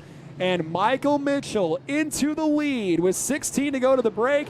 After Jeremy Doss and Matt Erickson came together, they have to restart at the rear, and they'll have quite a bit of work to do with 16 laps to the lap 50 break and those all crucial bonus points. Mitchell picks the inside in car 16, Stremiska to his outside. Yes, this will be a very interesting restart. Mitchell got quite a jump on him on that restart. Buddy Shepard down low. Now Buddy attacks the 90 going down the back. Buddy Shepard moves to second. Here comes young Dylan Zampa. The Zampa boys having a good run tonight. Big brother Logan is up on the outside. Dylan trying to pick up that third spot. He goes to the inside of Stremiska. Well, for Stremiska, that was disastrous, Andy, to fall from the outside front row. He may fall all the way back to 4th as he's under a ton of pressure from young Dylan Zampa. Zampa has 3rd at the line, so it's Mitchell, Shepard, Dylan Zampa, the 90 of Ross Stremiska, and look who's knifed back up into 5th. Yeah, and it gets worse for Stremiska because here comes Rocher as well, and Rocher's bringing with him the 52 of Philpott as well. So Stremiska could fall back a number of spots here, Stephen. Wow, Ross Stremiska is in the middle of a sandwich of very fast, strong cars, and he's also got to deal with this side-by-side battle just a few cars behind him as Ryan Philpott challenging with Logan Zampa, battle for the lead. Yes, battle for the lead. Here we go, Michael Mitchell in that Velocity Solar entry on the high line. Here comes Buddy Shepard, the champ. Wow, wow, wow, Buddy Shepard. Tell you what, anytime Buddy Shepard turns up here at Madera, he is a huge threat to win. Has won championships here before, knows how to get it done. Buddy Shepard leading lap 39. New leader in this main event here on lap 39. Make it lap 40 now. And Buddy Shepard pulling away from Michael Mitchell. Oh, we got big time contact from some veteran drivers there, yeah, Andy. Logan Zampa muscling the back of the 52 of Philpott. Philpott, the 2006 Ultimate Late Model champion, in that self-built chassis supported by Hacienda Poles. There's under pressure from Zampa. It's just a miracle that Logan Zampa is actually here, how badly damaged that car was last race. Well, Jeremy Doss and Matt Erickson, they are trying to move forward, but you may have just struggle. Well, you may have just seen on that speed shot, they've only passed 4 cars. The 89 of Sheldon Cooper would be the 5th car. So they really haven't moved forward a whole lot, and we're already 7 laps to the break. I don't think either of them are going to get those top 5 bonus points. And Sheldon wasn't making it easy. I'll give it to Sheldon Cooper in that BC Pizza entry, Fantasy Dickles car. He made it super hard for Doss and Erickson. You can see the amount of ground they lost. They were right on the back of Herzog's car. They lost a ton of ground trying to get past Sheldon Cooper. So Cooper falls in line back behind them. This time 5 to go to the break. It's Buddy Shepard, Michael Mitchell, the 92 of Dylan Zampa, 90 of Stremiska, 98 of Blaine Roche, your top 5. The lead for the 81 of Buddy Shepard is about 5 or 6 car lengths on Michael Mitchell. So far, I don't think anything in the top 5 is going to change when we get to the halfway break, or the break at lap 50. Is everyone kind of settling in? The one driver who looks a little racy is that 52 of Ryan Philpott. But back here, here's the arguably the top 2 of 2019, the champion and the 4-time winner, and they're battling. That's Austin Herzog and Jeremy Doss. Yeah, Doss that time took a shot at the back of that 11 car, kind of moved Austin Herzog out of the way. He'll get through. Herzog got sideways up on the high line, and that allows Erickson to get through here as well. 2 to go to the break. That was some aggressive driving for 8th, and we saw some aggressive driving for 5th ahead of them. Here comes Erickson now, and wow, Austin Herzog might find himself back in 10th at the break after finishing 11th last race. Not a good 2020 start for that driver. No, not a good start to the season for Austin Herzog at all. Wow. In fact, Sheldon Cooper almost got around him, as well as trouble for Logan Zampa. Logan slow as we see the checker flag to end this segment. Buddy Shepard leads him in on Michael Mitchell, Dylan Zampa, Ross Termiska, and I'm not sure, I think Blaine Rocha held on for 5th. And whatever was wrong with Logan's car came at the perfect time. Yes, they get a chance to fix that car. After the break, Stephen Blakeslee will make his way down trackside and talk to the top 5 drivers when we return on MAV TV.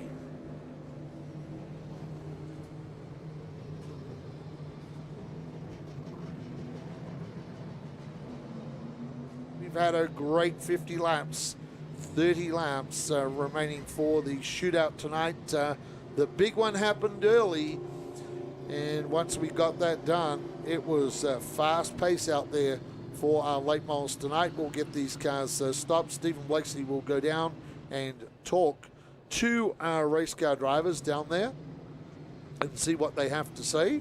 It's going to be some interesting comments, I think. Buddy Shepard slammed the wall hard and had good recovery to eventually lead this race to going back to about 12th spot on the raceway. So Buddy really turning up the heat on the rest of the field, and that is trouble because right now they have had a struggle to get past some of these cars like Jeremy Doss. They were fighting with Sheldon Cooper for a number of laps to try and get through. Not sure if we're going to commercial break or we're going to continue on talking for the time being. We didn't lose a lot of cars out of that big accident, which was lucky. The teams bringing their carts out, they'll go to work. They're not allowed to change tires unless it's a safety factor. So they'll have to keep all of the tires and wheels on these cars. They can swap them, though, I believe.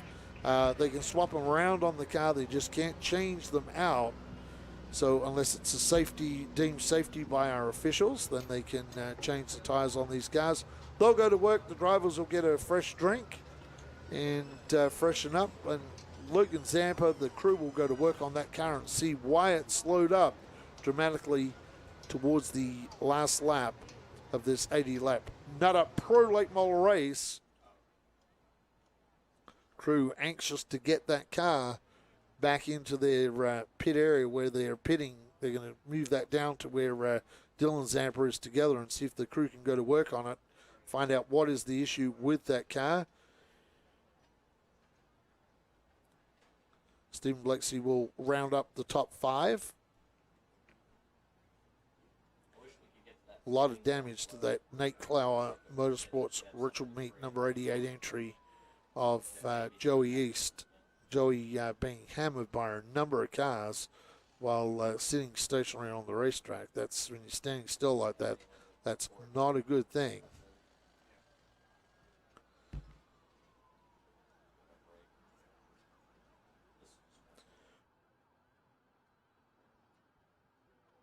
And to get down there.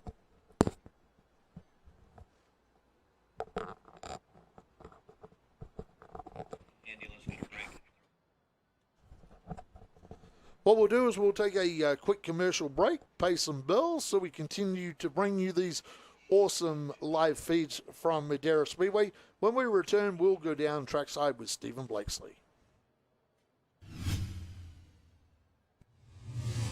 Race fans, we invite you to visit the Carlos Vieira Foundation today. The foundation supports and champions causes like Race for Autism, Race to End the Stigma, and Race to Be Drug-Free. All the proceeds from 5150 energy drink and 5150 apparel sales benefit the Carlos Vieira Foundation. Please visit carlosvierafoundation.org to learn more about this wonderful organization. My name is Carlos Vieira, and this is my redemption story, Knocking Doors Down. Whatever you pay for that book, 100% of that money is going to go to the foundation, the Carlos Vieira Foundation. The foundation is going to do different things with the book. We'll continue to help kids in school, inviting speakers to come to talk to the kids. We have our after-school boxing program. I'd like to continue to expand that to other cities and towns. People can buy the hardcover at the 5150 store in downtown Livingston. They can go to our website, kdd mediacompany.com. You can also go to the carlosvieirafoundation.org website. Of course, you can also go to Amazon. On Amazon, you'll be able to buy not only the hardcover, but it'll have a less expensive paperback and also ebook as well. And then besides the book, we also are launching our podcast, Knocking Doors Down podcast.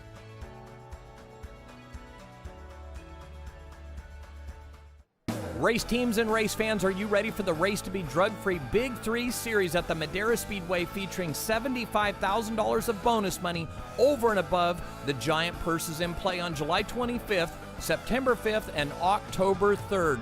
That's a $10,000 finale October 3rd. September 5th is $5,000 to win, and July 25th is $5,000 to win also. Race to Be Drug-Free Big 3 series coming to the Madera Speedway. Be there.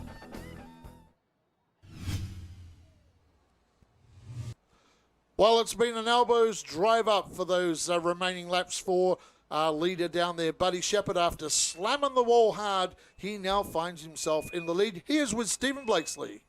Well, Buddy Shepherd somehow comes off of the wall into the lead. How did you do that? How does the car feel right now?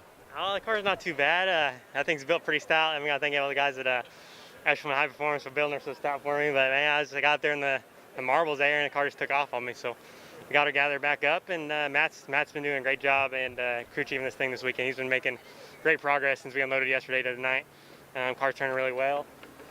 Yeah, it's just it's been going. So I mean, they got dicey there for a while there in front of me. I think I was back to like 11th or 12th, and just made our way back up. So then we got to thank Matt, Jeff, Dave. We miss y'all, which are here. Then we got to thank the crew, Cheney College, and Exaltus Finish Masters, Shavers Racing Oil. Everyone that's behind us on this 81 car, it's a rocket ship tonight. It's a rocket ship. He leads after lap 50. That's Buddy Shepherd. Well, that's interesting, Stephen, that Buddy Shepherd down there says that car is not too bad after whacking the wall so hard, and he's had a great drive, like you said, back from about 11th to 12th spot on the racetrack and finds himself in the lead.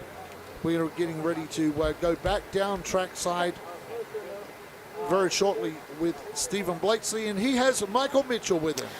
All right, we're here with our second place driver, the 16 of Michael Mitchell, and hey, what a comeback after problems in practice. It must feel really good to be running second right now. It definitely feels good. Got a little bit of a handful right now, but it definitely feels better from what we struggled with yesterday, today. It's been rough. I know one of the things you guys have been trying to improve on is being there at the end of races, a long-run car. Seems like you guys are in a great position to go for the win tonight. Definitely. I think we got something. Make a few adjustments here. I think we'll have something. We'll see. Well, we'll see if he can make some adjustments and go for the lead, the 16 of Michael Mitchell. Well, it's going to have to be giddy up for the driver of that pony down there as he tries to make his way through that 81 car. That 81 car has been pretty stout, and time will tell if he can do that or not. Stephen Blakesley is down trackside with Dylan Zampa. Dylan Zampa holding down the fort for the Zampa team in the third position, and busy first half of the race. How does third sound so far? Third's pretty good for us right now. We were saving right there at the end. We weren't going to pass the 16. We were just saving, riding for the break, and then we're going to make a small adjustment, and I think we should be able to get up there. I don't think people understand how tough it was for you guys to get both cars back to the track after the way it went 2 weeks ago. So how satisfying is it to see some speed after all you went through? Yeah, my dad was a bit stressed at the beginning of this on Friday. So for him, he's a bit relaxed right now. Both cars are running very good. It was a lot of work, 14 days straight of just straight working on the cars, getting a rear clip fixed and all that stuff. And it feels good to be up here in the front right now. Any insight for what happened to Logan there at the end? He's having some type of electrical issue right now, we think. It might be a carburetor, but they're working on both right now to see if there's any problems. Well, they're starting to feel relaxed, and they're up to third for Dylan Zampa. Like Dylan said, a lot of work and a lot of midnight oil has been burnt in Napa at the Zampa race team with those two damaged cars. And I'm not sure that their work is not done with that 92 because Logan Zampa seems to have some problems down there. We are with the guy that is running in fourth place now. He has joined Stephen Blakesley, the driver of the Nut Up number 90, Russ Dermiska. It's been a really good start for 2020 for the 90 crew, the Nut Up team of Ross Strmiska. Really good start, but I know you want to win. Is tonight the night the win happens for your team? Possibly if some stuff happens in front of us, but car's a little off.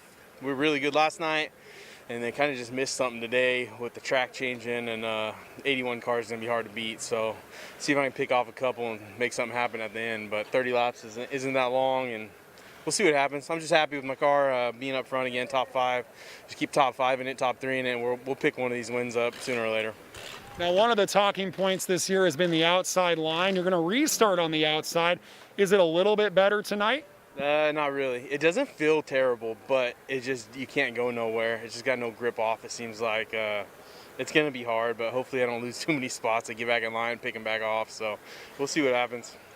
We'll see what happens for Ross Strmiska, the Nut Up crew, running in 4th here at Madera. Yeah, Ross Strmiska are going to have to do some work to try and maintain his spot in 4th and not lose too many positions. That may be a tough task. Well, we're down there now with the 2006 Ultimate Late Model Champion. Here's with Stephen Blakesley and the driver of the 52. Good to see him back. That is Ryan Philpott. Well, Ryan Philpott, it's great to have him here for an interview running in the 5th position. And this must feel good to be up here in the top 5. Now you got to dial it in for the last 30.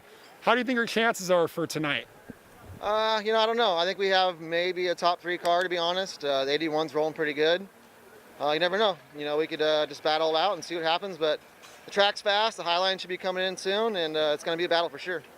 How important was it to get around Blaine Rocha, get yourself on the bottom for the restart? Yeah, my inside the track spotter said, hey, you're on the outside sitting here, so you got 4 laps to do it. I knew from the last race I got stuck on the outside in the last race, so I knew I had to make it happen. He got into Ross, got him a little sideways, so I took my chance and got by him at the line by like a foot. So we're back on the inside, and hopefully we can capitalize on that. It was a critical move for Ryan Philpott. He's up to 5th here at Madera. Very interesting comments from Ryan Philpott. He was trying to drive into that 5th position for the upcoming restart when we go back green after this break. We'll take a short commercial break, and when we return, race fans, we have 30 fast and furious laps of Madera Speedway. Who will win round 2 of the Nut Up Pro Late Models? You'll find out when we return on MAV TV.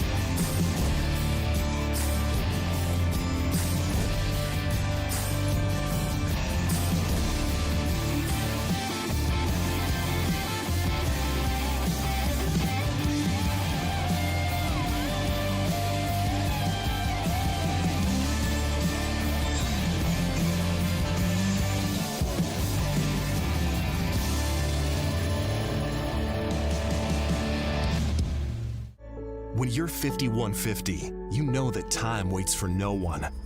When you're 5150, you know that every second wasted keeps you further from your dreams. So forge on, chase that goal, be determined, be relentless. And when it starts to get crazy, live the madness. 5150, energy drinks, apparel. We're a way of life. 5150, drink it, wear it, live it. Hey race fans, are you a fan of grassroots racing? Would you like to see more content from behind the scenes at the Madera Speedway? If so, you need to check out our YouTube channel, ShortTrackTV. ShortTrackTV is where you will find the behind the scenes action with documentaries of the race car drivers, old race footage, and other exciting and fun content from the Madera Speedway. Go to ShortTrackTV and subscribe today and enjoy some more great content from the fastest 1/3 mile in the West, the Madera Speedway.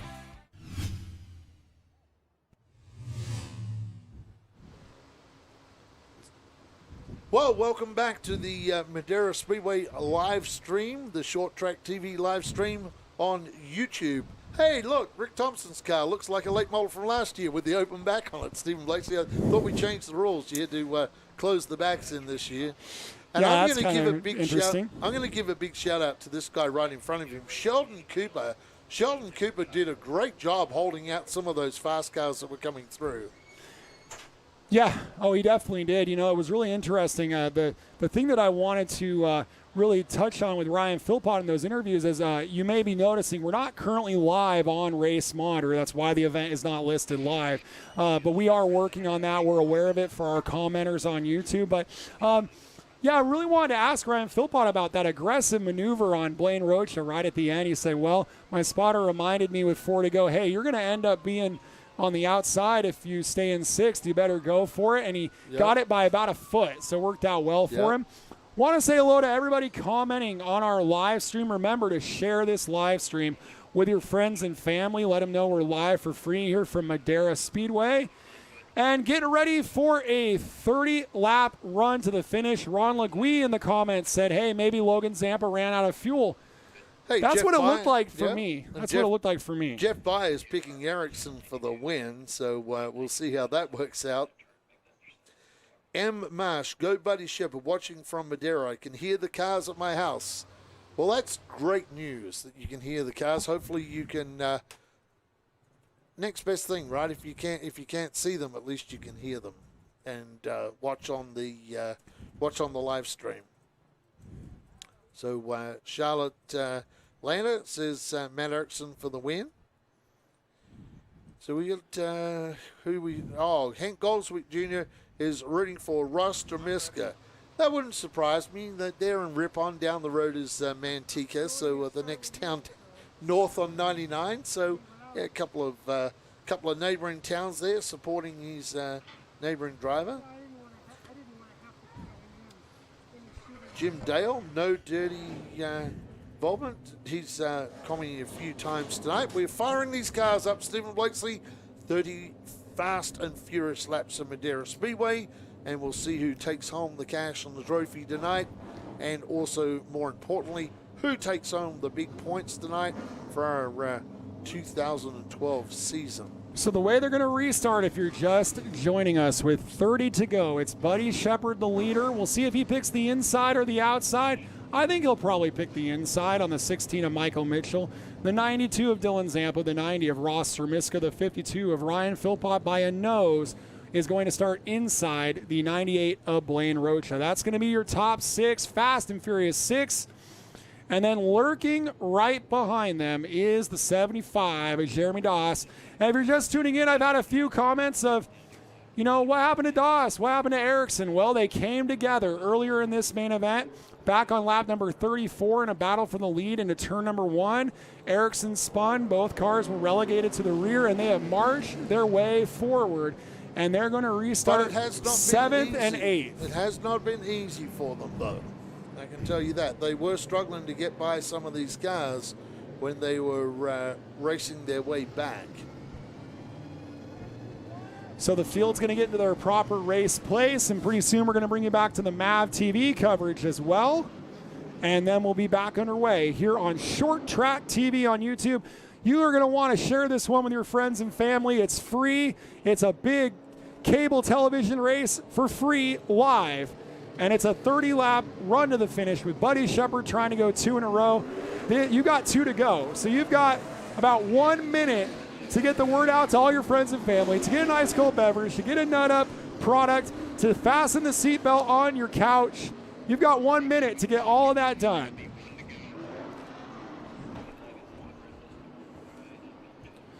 And Outback's going to welcome me back to the booth when we get to the line here for MAV TV with 1 to go at the line.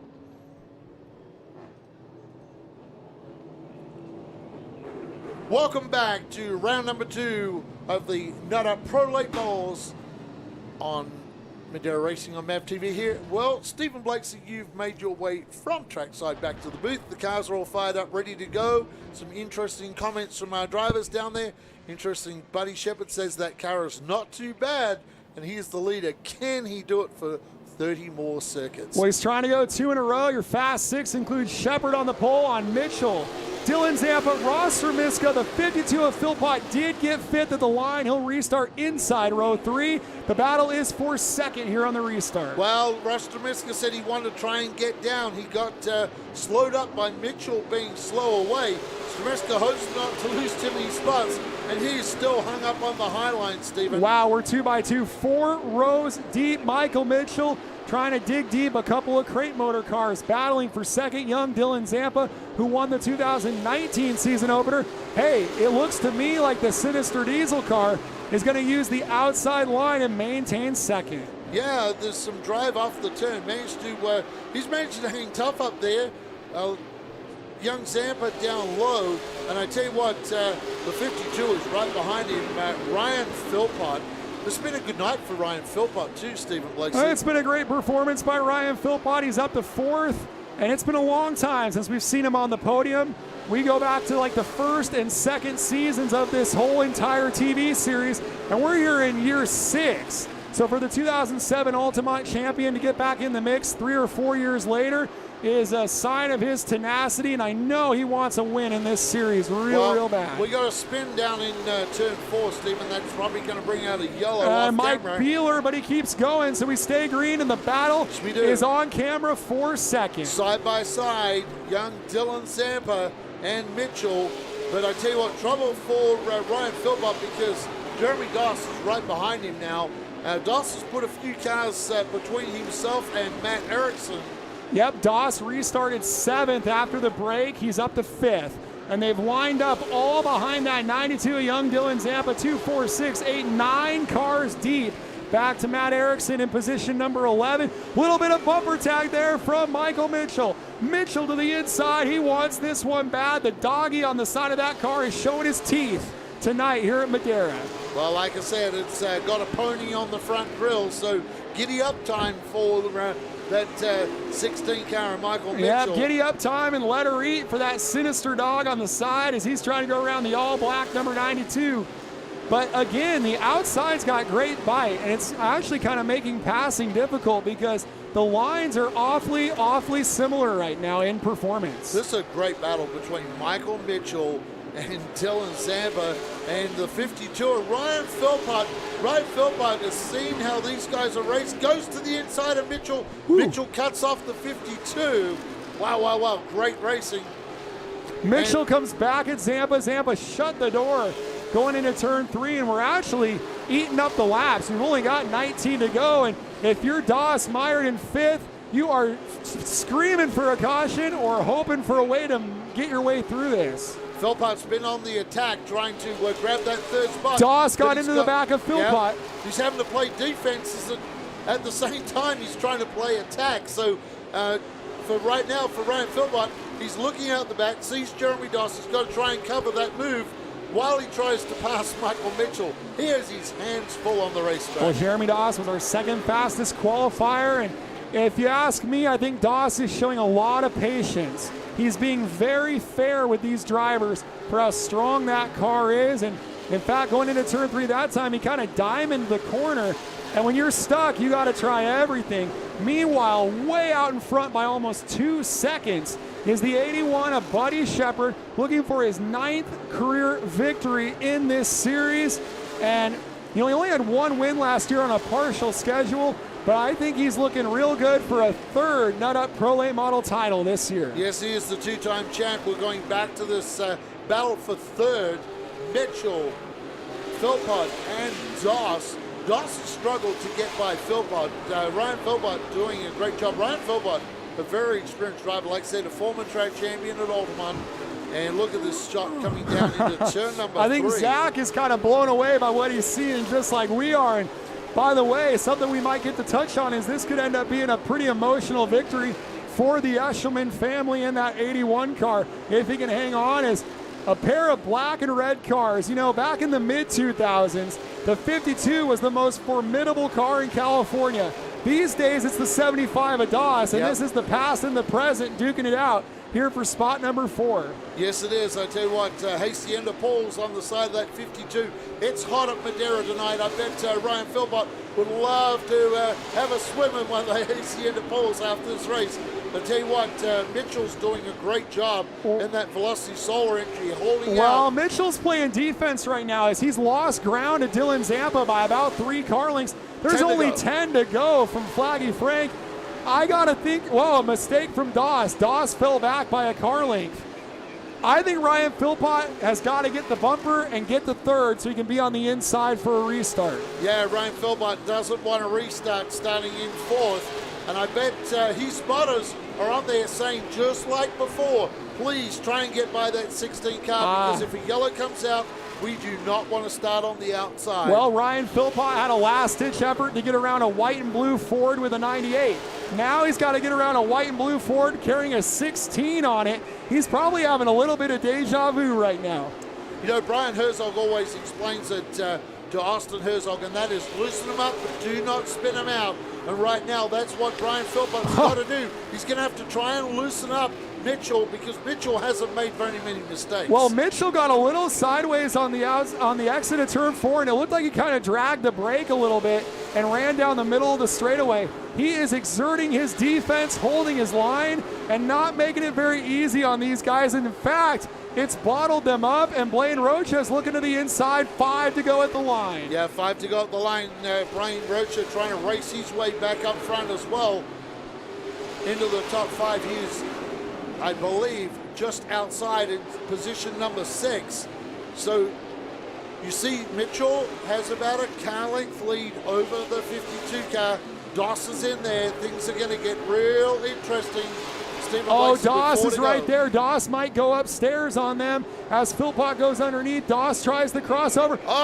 That time Philpott got into that 16 enough to move him out of the way, and he's going to get hung up on the outside and freight train Michael Mitchell will. I wonder how far back he'll go. That's the 42 of Erickson, who's in spot number 7. He may go all the way back to 8th. Meanwhile, this will be the battle for third, but time is not on their side. 2 to go for Buddy Shepard, looking for 2 in a row. It's Shepard, Dylan Zampa. Oh, one car goes to the wall. You see all that paint coming off. That's Michael Mitchell. We're going to see the white flag this time from Flaggy Frank. Another outstanding performance from the 81 crew. Took over the lead on lap number 39. Is going to lead the final 41 laps of this main event. Working his way through turns 3 and 4. Out of turn number 4, 2 in a row for Bakersfield's Buddy Shepard. Yeah, Buddy Shepard backed it down because he had lap cars in front of him.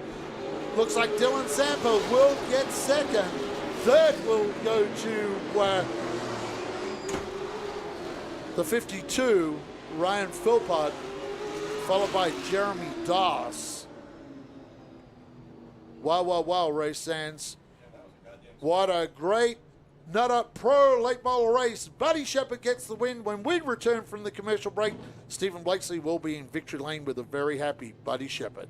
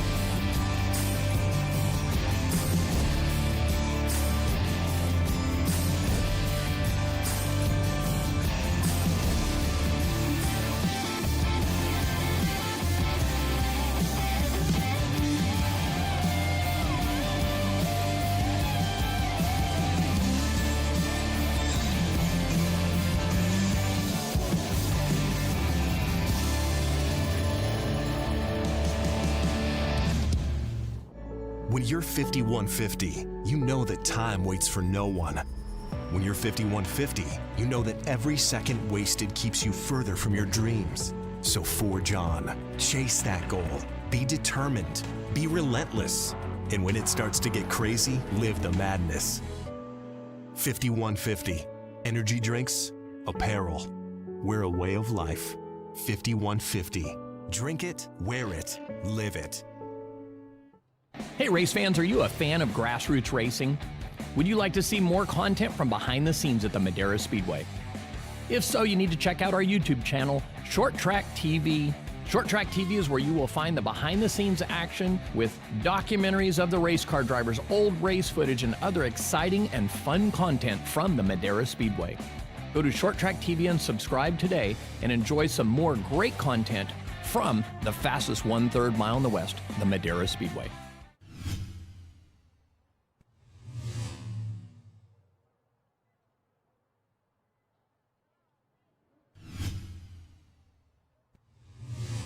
Race fans, we invite you to visit the Carlos Vieira Foundation today. The foundation supports and champions causes like Race for Autism, Race to End the Stigma, and Race to Be Drug-Free. All the proceeds from 5150 energy drink and 5150 apparel sales benefit the Carlos Vieira Foundation.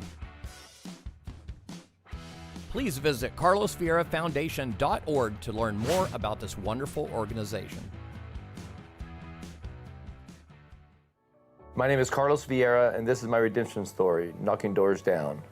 Whatever you pay for that book, 100% of that money is going to go to the foundation, the Carlos Vieira Foundation. The foundation is going to do different things with the book. We'll continue to help kids in school, inviting speakers to come to talk to the kids. We have our after-school boxing program. I'd like to continue to expand that to other cities and towns. People can buy the hardcover at the 5150 store in downtown Livingston. They can go to our website, kddmediacompany.com. They can also go to the carlosvierafoundation.org website. Of course, you can also go to Amazon.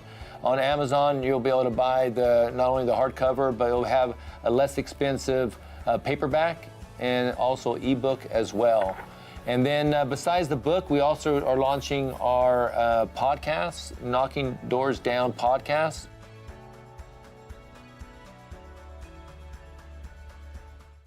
Race teams and race fans, are you ready for the Race to Be Drug-Free Big 3 series at the Madera Speedway, featuring $75,000 of bonus money over and above the giant purses in play on July 25th, September 5th, and October 3rd.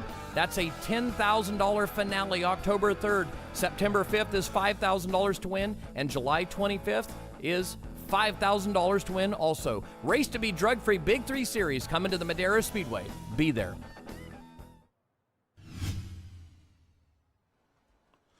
Welcome back to Madera Racing on MAV TV. As we get ready to go down to Victory Lane, Stephen Blakesy is down there as Buddy Shepard is ready to climb from that awesome number 81 machine. Well, Buddy Shepard wins 2 in a row here in the Nut Up Pro Late Model Series. And on kind of emotional night for his team as one of his car owners, Jeff Eshelman, with a family member passing away. So a big victory for Buddy Shepard tonight here on MAV TV. And Buddy's walking back to the car. He forgot something. Oh, he needs his mask. That might help, right? As that's a big part of it here in California during the races here on MAV TV. And Buddy Shepard, I know when you're swept up in a victory, your 9th win in the TV series, you got to get the mask on. I have to remember that. How special is it to get another victory with this Eshelman team here tonight? You know, from the last time we ran here 2 weeks ago to today, Matt improved so much, crew chiefing this thing, and getting this thing really where it needs to be on the racetrack to where we could run with the 75 car and set him up to pass. And I mean, I could turn just about anyone tonight. She was really good, and wasn't, like I said, in the halfway time, wasn't looking too good there. Got in the wall quite a bit, but definitely got to thank everyone on this team, Matt, Dave, Jeff. We miss you. Wish you were here. Yeah, it's just the automotive place at Cheney College. Sherman Taylor, thank you for the help. Exaltus Finish Master, Shavers Racing Oil, just everyone's behind us. I can't thank everybody enough. So you've won 2 Nut Up Pro Late Model titles. We still have a lot of season left to go, but how do you describe the feeling so far after 2 races with this club compared to your other 2 championship winning seasons? Yeah, it's definitely, this car is really good. You know, I never thought I'd ever be in a crate car because I never really cared for them, but you know, this season sure been off to a strong start, but we all know it can go south really quick. So, I mean, as long as we keep maintaining the car, coming back with the same thing, and don't really get too far out of our basic setup, we should be all right. So, and the competition here this year is stout too. You know, Dallas running most of the races, and Zamp is really fast too. So, yeah, I mean, it's fun. Well, he's having fun with the crate motor, and it's always fun when you win for Buddy Shepard here at Madera. Well, the masked bandit has stolen and looted the money tonight, and he is going to race his way out of town, and he'll head back to Bakersfield with the trophy and the money tonight. There's a great looking trophy down there What a great drive from Buddy Shepherd after slamming the wall, going back to 12th and driving his way back to the victory circle. Tell you what, he is going to be a very, very hard driver to beat for the season championship. Like Stephen said, he has won 2 championships so far, and it's looking good early in the season for a 3rd championship.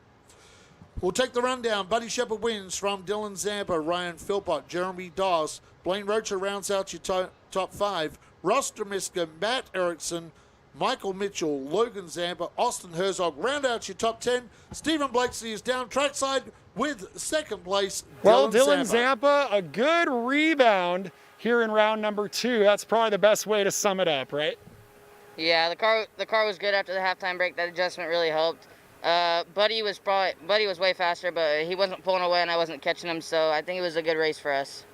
It must still be pretty satisfying to run 2nd out of a field that was loaded with talent tonight. Yeah, right off the gate, our car was pretty fast this weekend. We made some adjustments before the race, and those really helped. So I got to give it out to my crew for busting their butt this weekend. They worked harder than any other weekend they ever have. So I think that's a win for us and our crew right now. Another big points night and a little comeback run for the 92 crew of Dylan Zampa. Thank you. Well, it'll be a lot easier for the Zampa crew between the next 2 races, or the next race, because they only had a couple of weeks to fix those 2 cars. Both cars look pretty good tonight, so they'll be back in a couple of weeks for round number 3. Final finishing positions in this event tonight: 11th place to Sheldon Cooper, Jay Jorlinson, Pete Soto, Mike Beeler, Rick Thompson, Glenn Cook, Hans Beeler, Joey Easton, John McCollum round out the field tonight. As Stephen Blakeslee is going to go down trackside with a driver who has been absent from Victory Lane for a long time. Good to see him back in Victory Lane. He is with Ryan Philpott. Well, we figured that getting to 3rd was the key for Ryan Philpott. He did that, but the late caution never came. How bad were you wondering for a caution there after getting to 3rd? Yeah, definitely being 3rd with a caution would have been awesome. Could have got a chance at the restart. Who knows? We got a 3rd place car, I think, so I'm glad where he ended up. I'm just glad we finished sort of in one piece, but we're going to come back in 2 weeks and give it a shot. It's been a few years since we've had you on the podium, so that must feel good, right? Yeah, I'm the old man now, so it's nice to get up here with these young, I guess you can call them kids, but yeah, it's fun to be up here again. The car's fast, did a lot of work over the off season, and it's glad to be back. Ryan Philpott is glad to be back and glad to be on the podium here at Madera Speedway. A very strong performance tonight for the 2006 Ultimate Late Model Champion with that podium position. Once again, Buddy Shepherd wins from Dylan Zampa and Ryan Philpott. On behalf of Kenny Shepherd, Stephen Blakeslee, Quan, on all of our great crew on Madera Racing, I'm Outback Andy. We'll see you next week on MAV TV.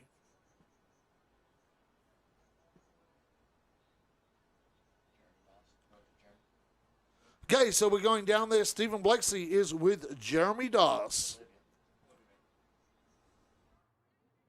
How does it feel to battle your way all the way up back to 4th? To be honest, I'm frustrated. When you have a car capable of winning, and I just feel like I kind of got screwed. They preach that the leader has to have a fender on the starts, and he had me beat, and they didn't call it back. And then you get under the guy, and he cuts you off, in my book, and then you get sent to the back. So it's just frustrating when you have a really good car and you bust your butt all weekend and it just doesn't work out. But I just got to hand it off to the JD Motorsports crew, my crew chief, Dwayne Sharp, my dad, Mike Doss, just everyone who comes and helps, the Kawicki Driver Development Programmers, Performance, Seneca Performance, Speedy Signs, Horsepower Project, just everyone who's on board. It's frustrating, to say the least, but we'll have to get them next time. That was Jeremy Doss, who finished 4th in the... Hey, great job, Olivia, down there interviewing Jeremy Doss. Jeremy, it was a hard-fought 4th place tonight. Just couldn't get around that very determined Ryan Philpott. Like I say, it's been a very long time. Kenny Shepherd joins me. Been a very long time since we've seen Ryan Philpott. But Ryan looking very, very strong in the race car this year. And like I say, it's good to see him back in victory lane. Also, the Zampas. Dylan Zampa finished 2nd. Logan finished 9th after that issue. And great to see those guys back, right? They were destroyed 2 weeks ago. Yeah, I just think what was great to me was the intensity and what we have here at the Madera Speedway. First of all, it's good to join you guys. Say hi to the fans that are still watching. Thank you guys for everybody that watched. Thanks to NutUp and everyone that helped us put this live feed together while we were doing the MAV TV show. But I think what it shows off, Outback Andy, is the intensity of our racing, the high quality of our racing here. The Madera Speedway is as tough as it gets. There was a lot of fans talking about Doss last night, Doss Shepherd Showdown. I talked about in a live stream last night, I thought it might come down to actually who positioned themselves, who got best track position, which we saw that play out. But just incredible racing here at the Madera Speedway. I'm so proud of what we built.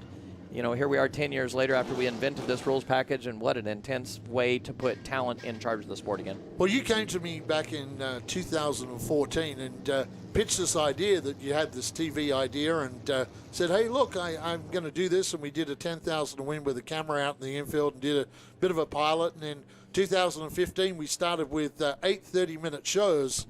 And it's just how the racing has grown, how the show has grown. It's amazing from the start of 2015 to the start of 2020. But I tell you what, one thing, Kenny, you're a race car driver and you know this. You cannot make one mistake out there in these pro late model races. If you do, it is going to cost you dearly in positions. Every position is so hard fought, you just can't give one away. And sometimes on the restart, it's that luck of the draw. Like you hear drivers that don't want to start on the outside, like Ryan Philpott. His crew told him, hey, get to third before the break. Get to third before the break. Yeah, and I think, again, it just shows off the most intense racing that is found anywhere. And with this tire package, engine package, it puts talent back in charge.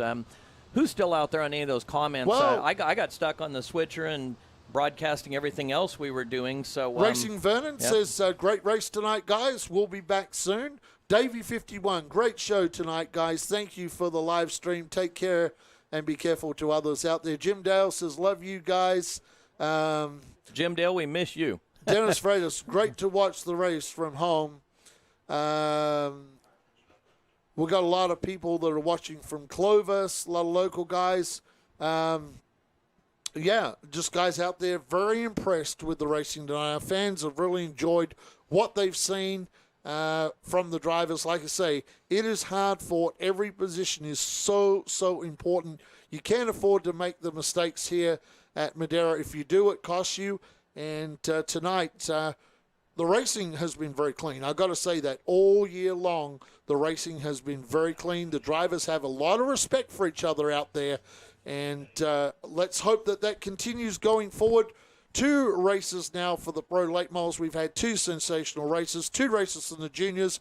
It's been a great way to start the season, Kenny Shepard. As you can see, race fans, we miss you so much. We've got empty grandstands that Doug's panning around, our cameraman. So I know you already said it and signed off on the TV show, but for Outback Andy Foster, Stephen Blakesley, Doug, Quan, Matt, Mike, Zach, everybody that puts so much effort into this program, we appreciate it so much. And for everyone, have a great night. We'll see you guys in 2 weeks. Race to be drug-free, Big 3, mega bucks. You'll see 40-plus late models here. You thought tonight was intense. They were just tuning up. It'll be maybe even a C-main. In fact, the B-main pays $1,500, $5,000 to win the B-main championship. So, Outback Andy Foster is fun. Race fans, we'll see you next time. Keep an eye out on Madera Speedway's Facebook page, ShortTrackTV. Make sure you subscribe. Like and subscribe. Like the Facebook page. Follow us. Subscribe to ShortTrackTV, and we'll have a lot more content.